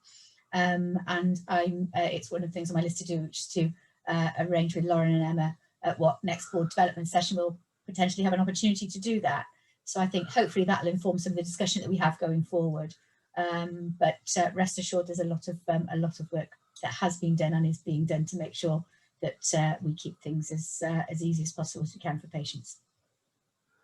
Thank you, Cath. I can't see any other hands up. So we have discussed and we've reviewed the contents of the performance report, and there's some actions to take away from that. So we come now to 5.50, which is the financial report to the period ending January 2021. So can I see Mark? Yeah, thanks, Chair. Yeah, there he is, Mark. Yeah, thanks. Yeah, you've got the usual detailed financial report in your pack and the cover paper. This is presented in the position at the end of January. On the assumption that people have read the report, actually, I wasn't going to sort of talk to the January figures at all, other than to say at the time the report is presenting similar messages to what the board have seen before, that we're expecting to deliver on our financial targets. I suppose the more important question the board would be asking themselves is, we've only got 6 days to go, are we still in that position? Has there been any major changes since January? And I think it's probably fair to say there has been some challenges since January. There has been some unexpected movements, but just to reassure the board, these have been managed and are being managed on a trust-wide basis. So I am still confident that we will achieve our desired outcome. I say it in those terms, of course, because the desired outcome is not just a matter of breaking even and coming within our budget, but getting as close to that budget position as possible, so that we don't lose any money to the trust. I think that's still the case with revenue. On capital, similar messages actually, although I must say it's been a very challenging period for our capital team. There was over 50 projects, for example, just being managed at the beginning of March, and whilst a lot of those are quite small, it does take time, you know, with the relationships with the suppliers to make sure things are going to be delivered, etc.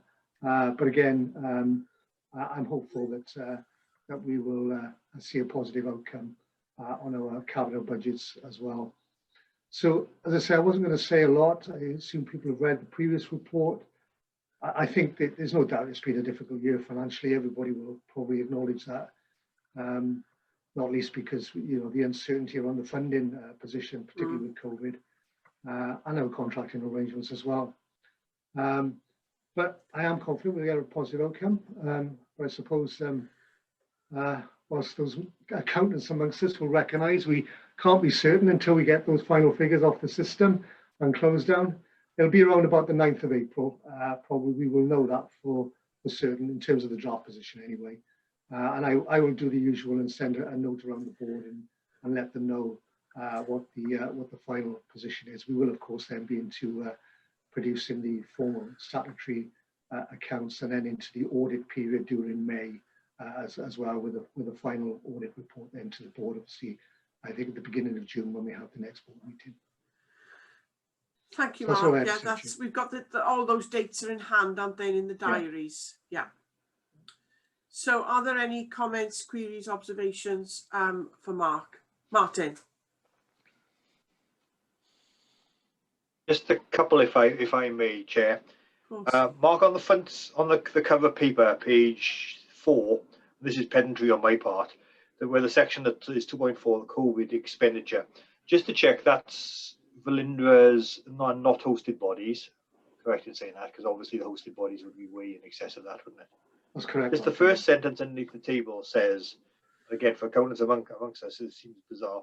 The overall gross expenditure has reduced. I don't know how expenditure can ever reduce. Once you spend it, you spend it. If it's gross, it's not being net off against anything. No, not at all. I mean, I think the previous numbers, Martin, they were quite fluid, and basically the final position that we settle on with government basically, and this is also in relation to it was the pass-through costs for the hospices. Yeah. So they changed slightly between the previous report. That's okay. That's okay. There's no smoke and mirrors involved in any of that. And just finally, on the paper, on the main paper itself. I'm on page 6 of the main paper, and it talks about pay spend trends, and it says it's talked about additional staff being recruited over the latter part of 1920 and the beginning of 2021, and it mentions 106 whole-time equivalents. Is that a temporary solution to reflect staff gaps and COVID pressures, or are those permanent additions into our structure? It'll be a bit of both, Martin. I haven't got the detailed breakdown with me, but it'll be certainly permanent appointments there, but also additional staffing to cover obviously the period, the environment that we're facing. So it'll be a bit of both. Okay, thank you. It'd be helpful to see some sort of analysis of that as we go forward. Can certainly provide that to the board if they wish. Certainly, would you provide it to Martin in the first instance, Mark? Sure, yeah, will do. Thank you. Anything else anybody wants to raise? Gareth. Thank you, Chair. As a non-accountant, Mark, I'll comment on some of the words, if I may. In the cover paper, on page 6, on the top of page 6, there's a missing date in there. In the first paragraph.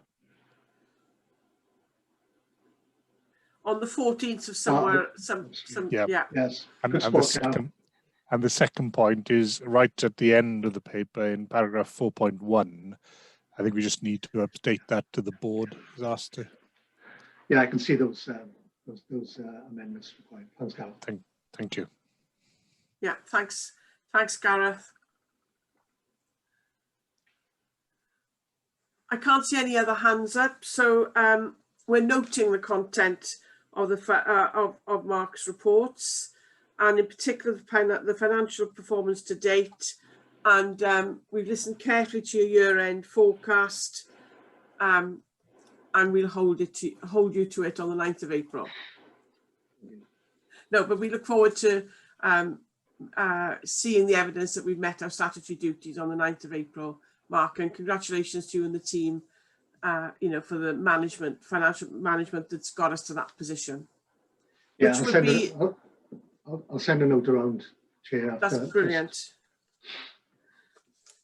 I think this might be my third end of year run where we've met our statutory duty. Steve, you can go back a lot longer than I can. I'm not counting. You're not anymore. counting, but it is impressive. We're a small organisation, but I hope no one thinks we're any less complicated than any other organisations, and that there aren't very tricky issues that have to be manoeuvred through in order to bring us to a break-even position at year end. So I want to acknowledge that, Mark. Thank you, Chair. I would say I wouldn't count Chair's 12. It's 12, is there? Have you met statutory duties for the last 12 years? Absolutely. Excellent. And we, Mark. We have, Steve, yes, and I hope it's going to be the same this year. So don't say too prematurely, Chair. We haven't got there quite yet. We've got 6 days to go. Says a true accountant, Chair. Right, okay. I withdraw. I'll put my congratulations on hold, but I still give thanks for the hard work. Okay. And then we'll add subject to audit, won't we, Mark, after the next. We will. Always conditioned. Okay, I'm going to move us on now to 5.60, which is the COVID-19 update. This is led by yourself, Steve.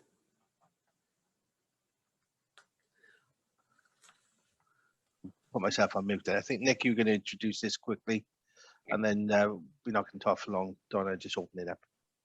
Okay, thank you. Thank you, Chair. Thank you, Steve. Yes, we've covered quite a lot of this already through other papers, which is great, really, because it's showing that COVID and how we manage within COVID is becoming business as usual. To us as a trust, although nationally the incidences are slowly reducing, clearly COVID is still with us and will be with us for quite some time. So it's really, really important as an organisation we move it into business as usual and part of how we work. Don't want to sort of major on anything. I think it's probably more important to take questions from colleagues who've read the paper. I mean, pleased to say that following the first floor ward outbreak that we had, December closed down on the 5th of January, we've had no further issues in relation to transmissions. The impact of COVID on operational delivery remains as we've already outlined. And colleagues have already stolen my thunder in relation to hitting the 10,000 vaccination mark. So the only other thing I wish to draw the board's attention to was Appendix 1. And that was a document that we alluded to in the last board meeting in relation to an output from the outbreak management meetings, where we were looking at, in an ideal situation when we were facing, as we were at the time, significant burden of COVID, the ability to split the first floor ward into 2 separate locations. Clearly, the cancer centre is extremely limited in relation to space, hence why the need for a new hospital. And the appendix details really the significant work undertaken by the senior management team at the cancer centre to look at those options. And the conclusion really that without adversely impacting on critical treatments for patients, and within the cancer centre and taking up space that would be used for critical treatments, we would, in the event, touch wood, of us being faced with a significant surge in cases, revert to splitting the 2 halves of the ward into a green and red area, and that was provided for the board's awareness and endorsement. Clearly, in the event of that happening, we would always undertake a review and deal with the circumstances as they should arise. But we felt it was important for the board to note that we couldn't necessarily meet the stringent requirements of the outbreak group, and we have had full engagement and involvement of Public Health Wales, both consultant nurse and our infection control doctor, microbiologist in the decision making and the final proposal as to what we are able to provide as a service. So I'll stop there, and I think Team Kath, Sue and myself happy to take any questions on that report. Thank you, Nicola. Are there any questions, comments, observations?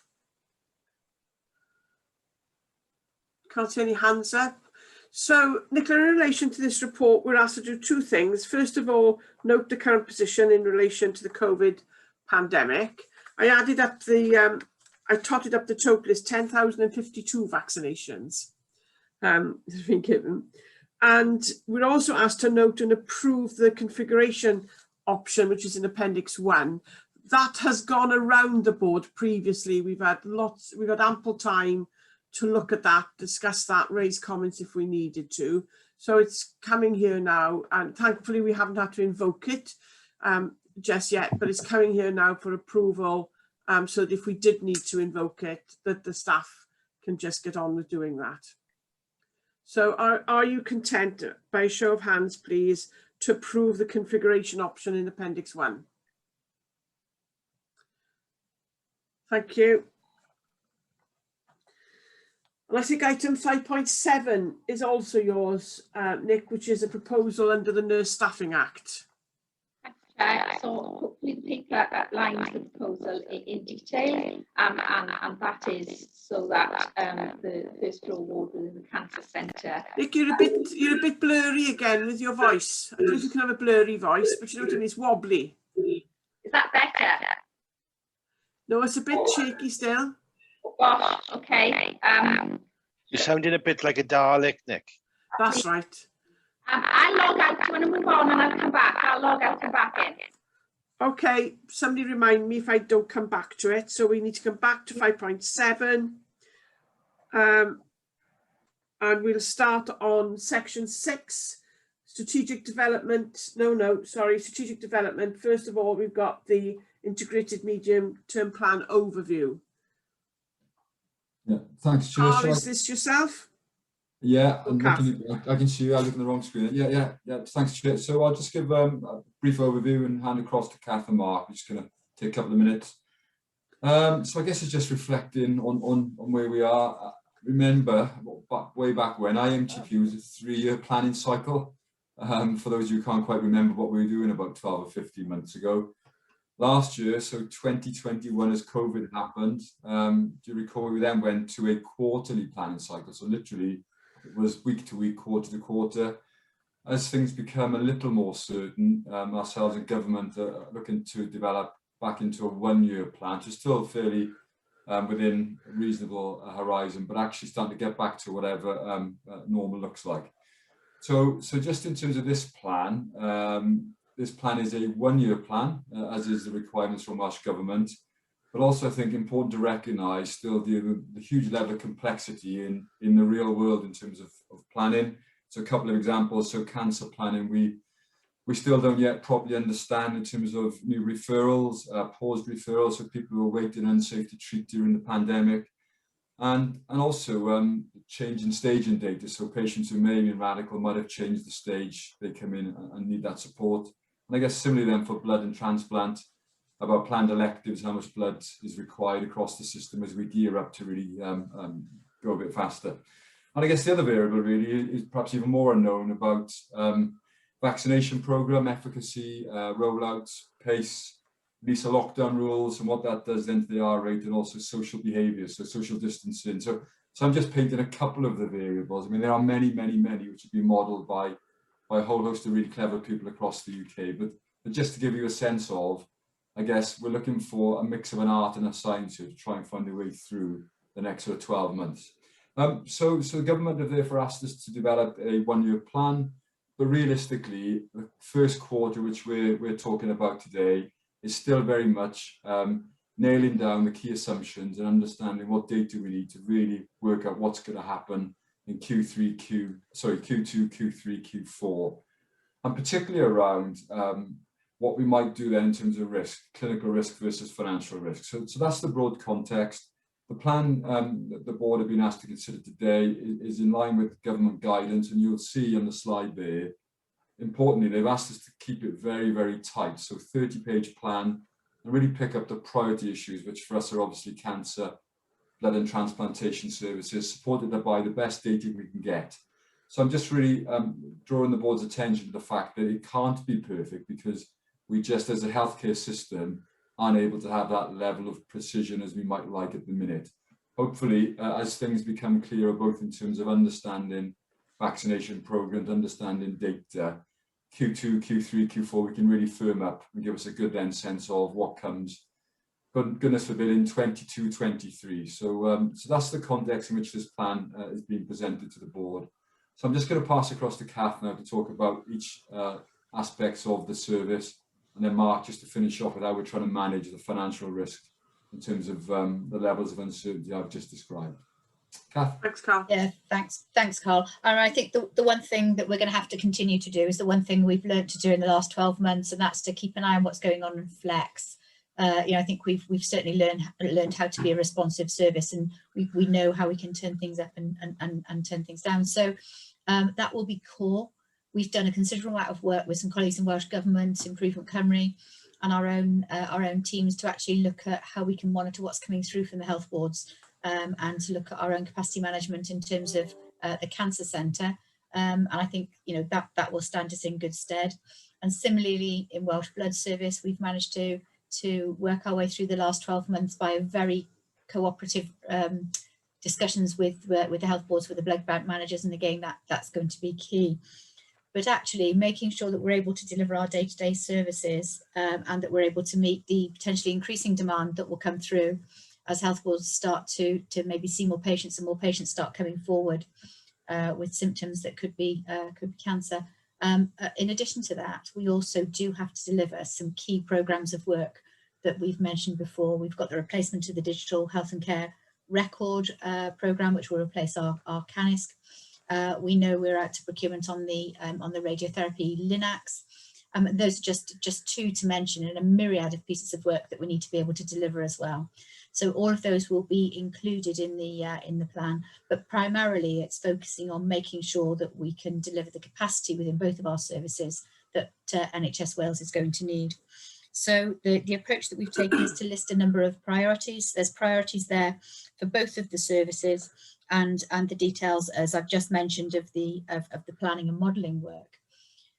For the Cancer Centre, we're basing it on some discussions we had in a cancer summit that was held by Welsh Government a number of weeks ago, and we're working on the scenario there as our starting point. But as Carl said, further detail will come through in forthcoming weeks, and we'll continue to flex our plans as the data becomes available. So I think that's the only things I wish to highlight from the slides that you have in front of you. But happy to take any questions that anybody has, and then pass to Mark. Any comments at this point? So Mark, can we go to you for the next section, please?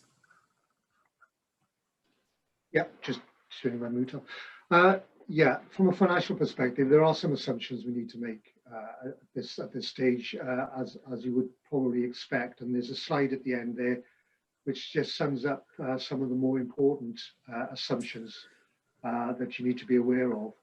And the first section of the slide at the top there, it's headed up the Commissioner pass-through funding. I think perhaps that's probably the more certain of the assumptions that we make. We've been working closely with our health board colleagues, as we always do in preparing the plan. And these assumptions we've discussed on a number of occasions. And I think we're pretty confident that those will hold true. But we have to actually just document that formally in the LTA documentation that we have between us, which we're in the process of doing. But I don't see there's any concerns there. There are some other prioritised service developments over and above the sort of baseline uplifts that we will get, that we've been discussing with our commissioners. So they're in various stages of development. But again, we have been working closely with our commissioners to make sure there's no misunderstanding between what we are putting in our IMTP and what they're putting in theirs. I suppose the area that will remain uncertain is the funding that we will get for COVID. And obviously we experienced this during the current financial year.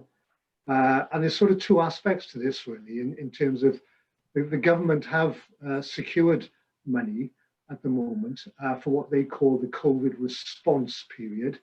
And they've targeted that up to the end of September. but that's funding to continue to deliver our services in the sort of COVID environment, if you like. And that money actually, for the health boards at least, has already been allocated through the NHS resource allocation formula. There's been about 170 million pounds of that being allocated. We will get money, but we have to actually go through a slightly different process with our finance colleagues in Welsh Government. And we've already had a couple of meetings with them. I presented our expectations to them at the beginning of the month. And there was no sort of shocks or showstoppers at that point, but there is still a process to go through. I think the other perhaps side of that equation in terms of COVID, the less certain position we're in at the moment is the level of funding that we may get for what we have referred to as our sort of surge capacity requirements. When we get into the recovery phase, then there is additional funding that we will inevitably need. And that is a little less certain about what's available and what we might have access to. But that will become more apparent during at least the first quarter, if not the next 4 or 5 weeks with government. We will be showing this a little bit more detail later on today, but that is an important assumption I think the board needs to be aware of. Thank you, Mark. Are there any comments, observations, queries for Mark? Donna, can I just add to what Mark just said? That's not unique to us. I think we're all in that position. It's an evolving picture. So we're all going through this as part of the reason the plans for next year being handled the way they are. So, so we're noting the contents of the presentation. Can I just ask a little bit about timescales and next steps? If somebody can explain those to us, so the board is knows what to expect, what's coming.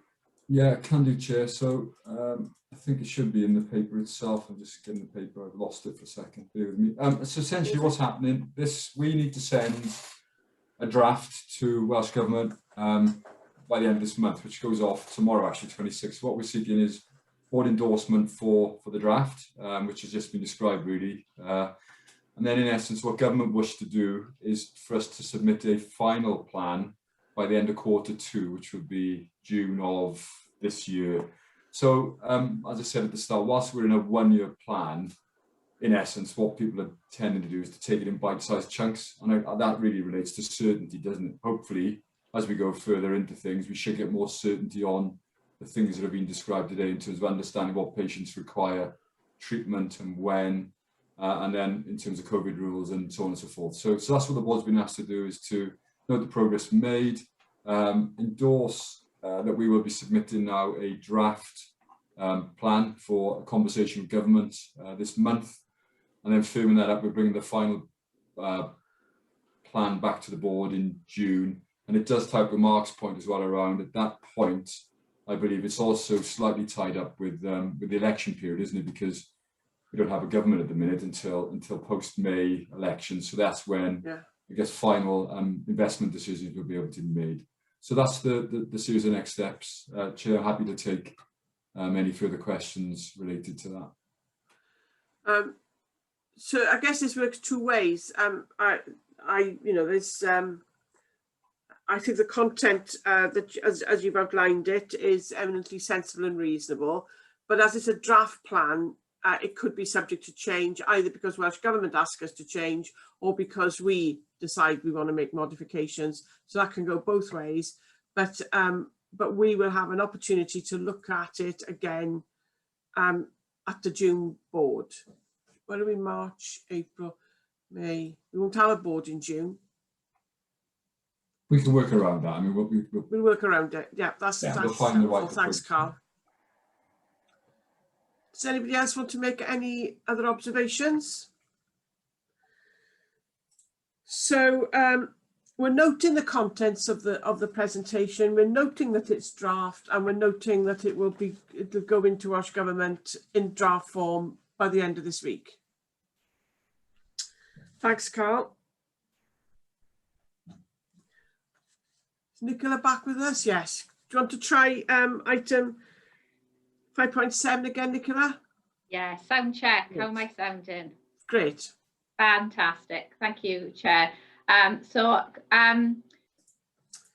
Colleagues would have read the report. So essentially, we are suggesting and requesting the board to approve that the first floor ward in the Velindre Cancer Centre now becomes defined in its widest definition a medical ward. So clearly it's an oncology medical ward, not a pure-risk medical ward, and that decision not to include it was made upon inception of the Act 3 years ago, and we've now got an opportunity to revise that decision because of the 3-yearly Welsh Government reporting cycle.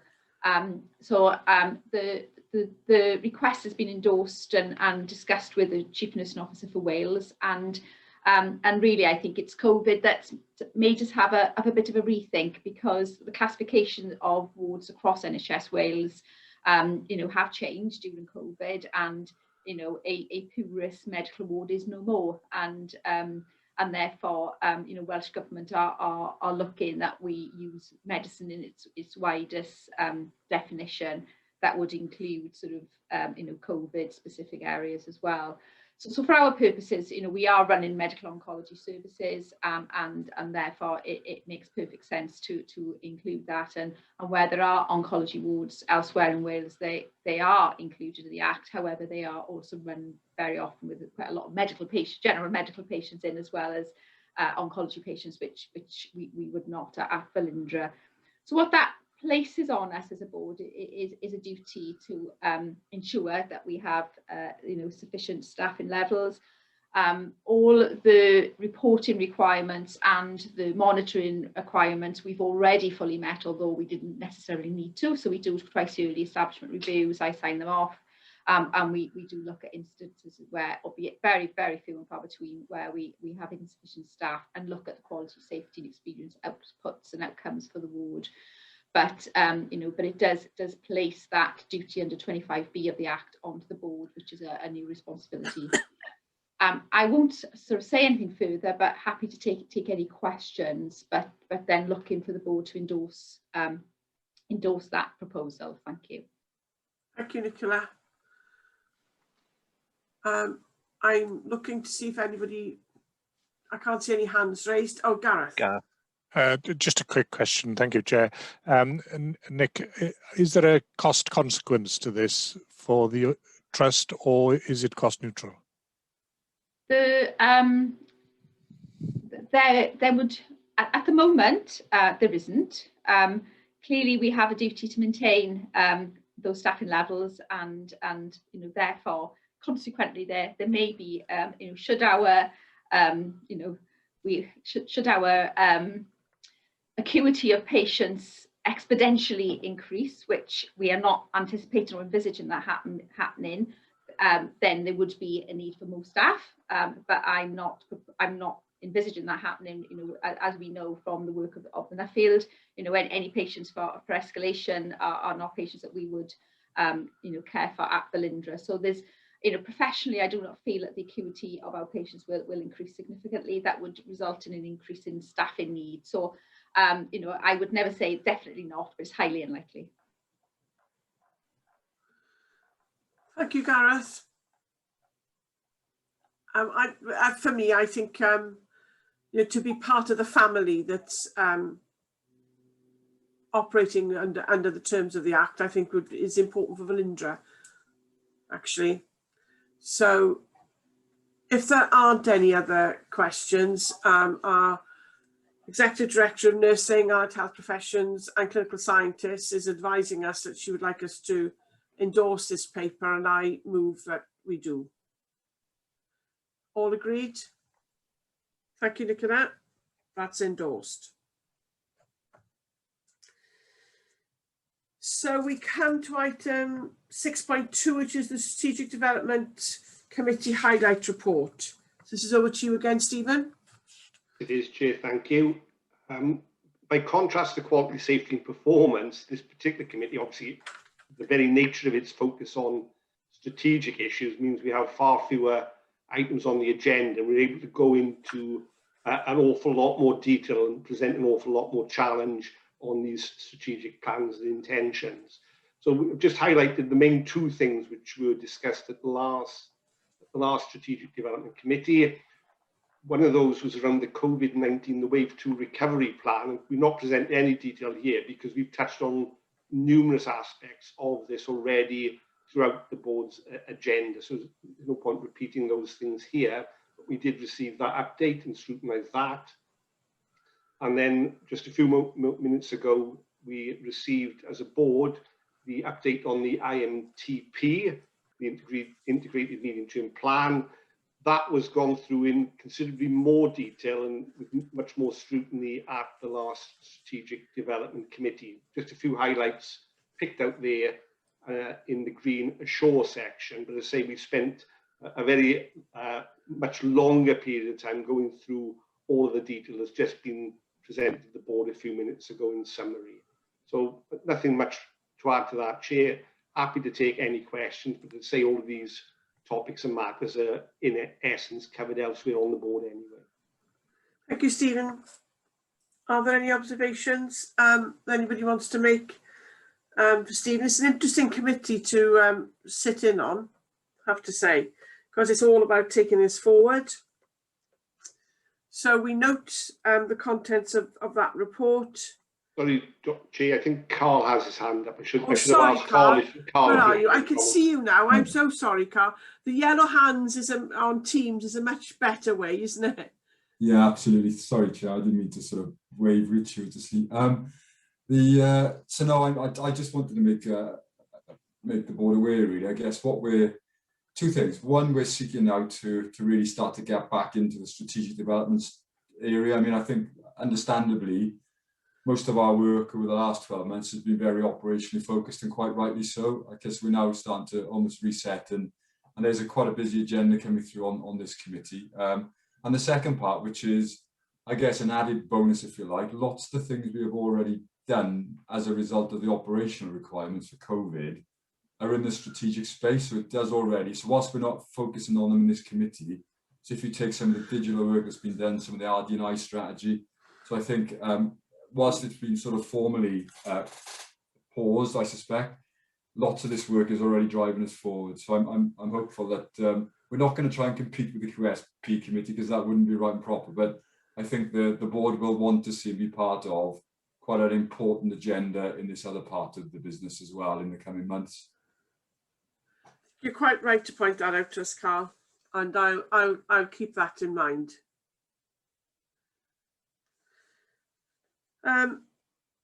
So we come to 6.3, which is Transforming Cancer Services Programme Scrutiny Subcommittee Highlight Report and the Annual Report, which again is over to you, Stephen.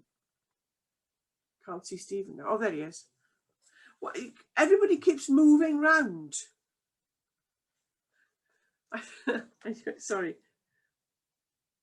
Just to check, then, Chair, on my version of IPAPS, I've got two papers, 6.3. A and B, which is the highlight report for February and highlight report for March. Correct. That's it. You mentioned there was at one point there was a discrepancy with the dates, which. Right. So I just checking. I've got the latest version. So say I've got two papers to present here, unusually in a sense, because we ended up having to hold two meetings of the scrutiny subcommittee, more or less within 3 weeks of each other. The first of those papers is the meeting that was held on the 24th of February. That was an extraordinary meeting of the committee, which is primarily called as a private part B meeting to discuss certain commercial matters relating to the procurement of our integrated radiotherapy system, which obviously we can't present in a public meeting. But we took that opportunity to just have a brief public meeting of that particular committee, the highlights of which are presented there, and various aspects of which then ended up coming again to the arranged meeting 3 weeks later in March. I'm not planning to go through the February 2021 highlight report. We can take questions on it, but much of it's repeated then in the second document, which is the meeting only last week, actually, the 18th of March 2021. So just in terms of that highlight report, the second one there, we had an update on the programme finances, specific to the programme rather than the whole trust finances. And in essence, it's at that time was showing a break-even position to the previous month. And the projection is it'll break even, we'll have a balanced financial position for the programme at the end of the year. As you can see in a show, we also then had an update, further update on the progress with the Nuffield Trust report. We received an update on the risk register.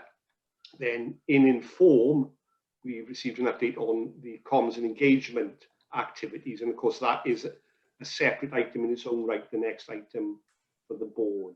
So yeah. I'll pause at that point, and I say I'm happy to take any questions or work with other execs to answer them if I can't. Thank you, Stephen. Gareth. Just a quick point of detail again, Stephen, that I think the first attachment, it's still showing as a report to the QSP committee, and it probably, so I don't know whether it needs to be amended to be a report to the trust board. It's on the front page of that. Yeah. Yes, you're right, actually should have spotted that when I approved this. Yeah. But basically, this report went to QSP and now comes to trust board. So you're right, Gareth. That should have been adjusted to say for the trust board. So can we can adjust that, please, before it. The papers probably are already on the website, but we need to adjust it before as soon as possible, please. Emma, Emma? Can you make sure that gets adjusted? Yeah, of course. I'll make sure that gets updated. Thanks. Thank you. Thanks, Emma. So, Stephen, I think we can move on to the next highlight report. Yeah, basically, I think I've covered both of them off, Chair. I say I wasn't going to go through February because much of what was discussed in February, the very brief meeting in February, the public meeting was repeated again in March. So the February meeting was more around commercial and confidence discussions around integrated radiotherapy solution and all the procurement issues with that.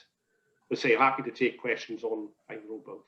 But otherwise, we can move on then, Chair, to the comms and engagement update paper, which is a completely separate paper. Thank you. Thanks, Stephen. So we note the contents of Stephen's report. They belie actually some very, very long and detailed papers, which the scrutiny committee and presumably before that the programme board and so on had to work through. So it, in a 2-minute report like this, it doesn't actually give. It doesn't reflect the amount of hard, detailed work that went into working through the papers concerned, and to your excellent sharing of us getting through them, Stephen. Now, Lauren isn't back yet. Emma's still here. So do we want to leave 6.4 until Lauren returns? She advised if we come back, if that was acceptable to everyone. She what? Sorry, Emma? She asked if we carry on and she'll be back shortly, so we'll return to that item. Okay, so no hands up. Should we go to 6.5 then, which is the progress report on the Q3 delivery plan, which is led by Kath O'Brien. Kath. Thanks, Chair. So again, there's summary against all of the action of the actions that we had in the last Q3 and 4 report.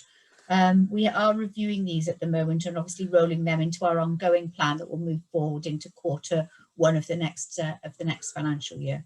But the details there, I'm happy to take questions on anything. Again, this was an item that was reviewed at the Quality, Safety and Performance Committee as well.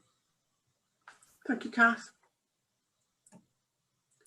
I can't see any hands raised. So thanks very much for that, and we'll move on to section 7, the first of which is 7.10, which is the Audit Committee Highlight Report. Martin, still with us? Where's Martin gone now? Thank you, Chair. Oh, there you are. Okay. Yeah, this relates to the Audit Committee, which was held on the 21st of January. as I mentioned earlier, we did have an audit committee earlier this week, but obviously the notes of that aren't available for today. Sure. But some of the highlights that are in here are therefore out of date a little because of we have made significant progress. So the first item on the highlight report is on NWIS. And as you can see, the transition to Strategic Health Authority, as Steve mentioned in his update, that's now happening on the 1st of April as planned. There is a note on that front page around the potential withdrawal of a fee approximately £730,000 per annum, which is currently paid to Velindre in respect of the hosting arrangements for NWIS. The committee were told that there has been a financial agreement for the year 21-22 to have that amount covered, but future years are subject to negotiation, which sounds a little ominous, but I'm sure those conversations will continue. It is and we'll keep an eye on them, Martin, please. I think that's really important that we do, because clearly it would create a rather large black hole in our finances. Yeah. We've been able to balance our books for each of the last 12 years, and it'd be a shame that this would cause us financial difficulties. So absolutely, we will keep a close eye on that. That's the only sort of potential sort of fly in the ointment regarding the NWIS transfer, but we had on Monday quite a sort of love fest as we all parted our different ways, and I have volunteered that our audit committee will work with the new audit committee in terms of handover, and that offer was accepted. The green sections there are obviously of less concern, but just to provide assurance, there's mention of the Nurse Staffing Levels Act, which we've already discussed already, and environmental systems audit. We've had further audit reports again on Monday, and whilst it's still at a draft position, the overall audit opinion on the organisation is going to be a acceptable, moderate overall opinion, which is the same as we've had in previous years.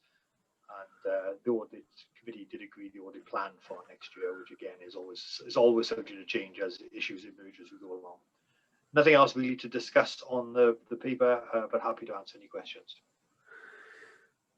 Thank you, Martin. Any comments or queries for Martin? So we it's always nice that we wait 3 hours to get to audit. So we note that report, and the next one, 7.20, is for me is the Charitable Funds Committee report. A busy meeting, and I'm very pleased to note that the financial position of the charity, given the very, very challenging year that we've had, the financial position of the charity is good. We are able to meet all our commitments to date. Some of that has been due to a one-off significant donation that was made, and also to some significant legacies. But also I have to say to the hard work of our fundraisers working in very difficult environments. We've been able to appoint 3 new ambassadors, long-standing supporters of the charity, and their names are there: Morgan Stoddart, Beverly Parry, who I think is busy doing Easter chicks at the moment, and Richard Bradbury, who is very gracious and kind. He draws caricatures which we then auction off, and they're very popular. We are looking forward to a future when we're somewhat back to normal, so events are tentatively being prepared for and organised for next year, which is good. And we had some business cases for new funding, which came to the last Charitable Funds Committee, and they're set out under Assure. And you notice that we're being quite cautious about those. They were very strong business cases. We supported one for 1 year, and then we'll review and see if that can go into core funding. And I just wanted, under advise, I just wanted to point out, during 1920, as you all know, we received £815,000 of income from AstraZeneca as a consequence of the faction project. for the sale of the intellectual property in its trials data. And we've ring-fenced that, those funds, apart from 1 year spent on the Assistant Medical Director RD&I, and we will decide a strategy for apportioning the rest. I think there was a bit of eagerness, you know, to, or I don't want to say get their hands on the money, but there was a bit of eagerness from staff who thought, oh, we can apply against this fund, but we will very soon decide a strategy for apportioning those funds, just to let you know. It reads there as though it's been decided, but that's, if you look at portion of this income decided, we haven't decided it yet, we will do that shortly. And the strength of our business evaluation cases as they come in is getting better, I'm pleased to report. I'll take any questions. We are in the process of appointing an interim charity director to replace, actually, I've forgotten Rhiann's second name. Ian Gibson, Donna. Gibson, who left us a little while ago, and at the same time also moving to appoint a substantive director also. I can see, so we note that report. I can see that Lauren is back. Lauren, we left item 6.4 until you returned. So if you, are you all right to go to 6.4? Yes, thank you so much. So as the paper explains, there's a summary of our comms and engagement activity. Apologies for the building work. Over the last couple of months, and there's just wanted to highlight a couple of items in terms of engagement over the next period in light of the outline business case approval that that we've talked about a number of times. So in terms of Velindre Matters, the Facebook page that we've talked about at this board meeting a number of times has had a steady launch, and now that we have the business case approval, we're able to crack on with using that channel for our engagement with current and ex-patients and our community through that social media route. Later on in the report, it also explains a bit more about the engagement activities we have planned with Down to Earth, who are a fantastic organisation who are helping us in terms of our digital consultation and engagement. And that will then inform the next stages of, actually I'll take that back because I did that last time, in terms of our engagement. I know Stephen isn't here, but I shouldn't use the word consultation. In terms of our engagement and getting feedback, which will inform the next stages in terms of competitive dialogue and the next phases of design of the new hospital. And the final point I just wanted to highlight was the great response we had to the patient engagement survey for the radiotherapy satellite centre. So we had over 300 responses. Excellent. And we'll be able to reflect some of those messages and feedback at the next session. Thank you. Thank you, Lauren. The comms exercise which preceded the announcement was an absolute tour de force. I have to say, the number of people who we had to write to in an appropriate sequence and with slightly different messages for each. It was amazing the way in which the team all pulled together to get that organised, and we did it on time. And I personally have received some very positive messages from those who I wrote to. I don't know if you want copies of those, Lauren, to be able to just put those on file, but it was an amazing effort. I had no idea. Of course, I knew there would have to be comms, but the scale of what that involved was absolutely immense, and had to be, the attention to detail required was also immense. So thanks to Non and our head of comms and yourself, Lauren, and the team for all the work that went into that. It went very smoothly indeed. Yeah, no, thank you to Non, and I should have said that her thoughtful leadership to us all on it was fantastic. Yeah, I'll pass that on. Thank you. Thanks. And it was translated into Welsh as well. Every letter was, you know, it was just an amazing effort. So thank you. Thank you for that report, Lauren. I have not been informed. We now come to item 8 on the agenda, which is any other business. Lauren, I've not left anything out, have I? Don't think so. No, so I had a hand over with Emma in between, so no. Just wanted to check. I've not been informed that there's any other business, and so therefore I'd like to bring this meeting to a close.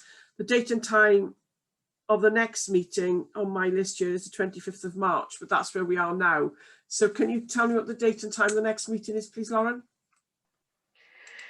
First week of June. We moved it in terms of year-end timescales and May half term. I'm just getting so because we'll have the final. Okay, so it'll be the first week of June. I think the date is out, but my briefing note says 25th of March.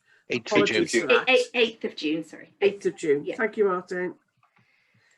At 10 o'clock, 9:30 for a pre-meeting, just to make sure that we're all ready and on Zoom. And so now I'm asking the board to adopt the following resolution: that representatives of the press and other members of the public be excluded from the remainder of this meeting, having regard to the confidential nature of the business to be transacted publicly, on which of which it would be prejudicial to the public interest in accordance with section 1, subsection 2, Public Bodies Admissions to Meetings Act 1960, paragraph 67. I thank you all for your time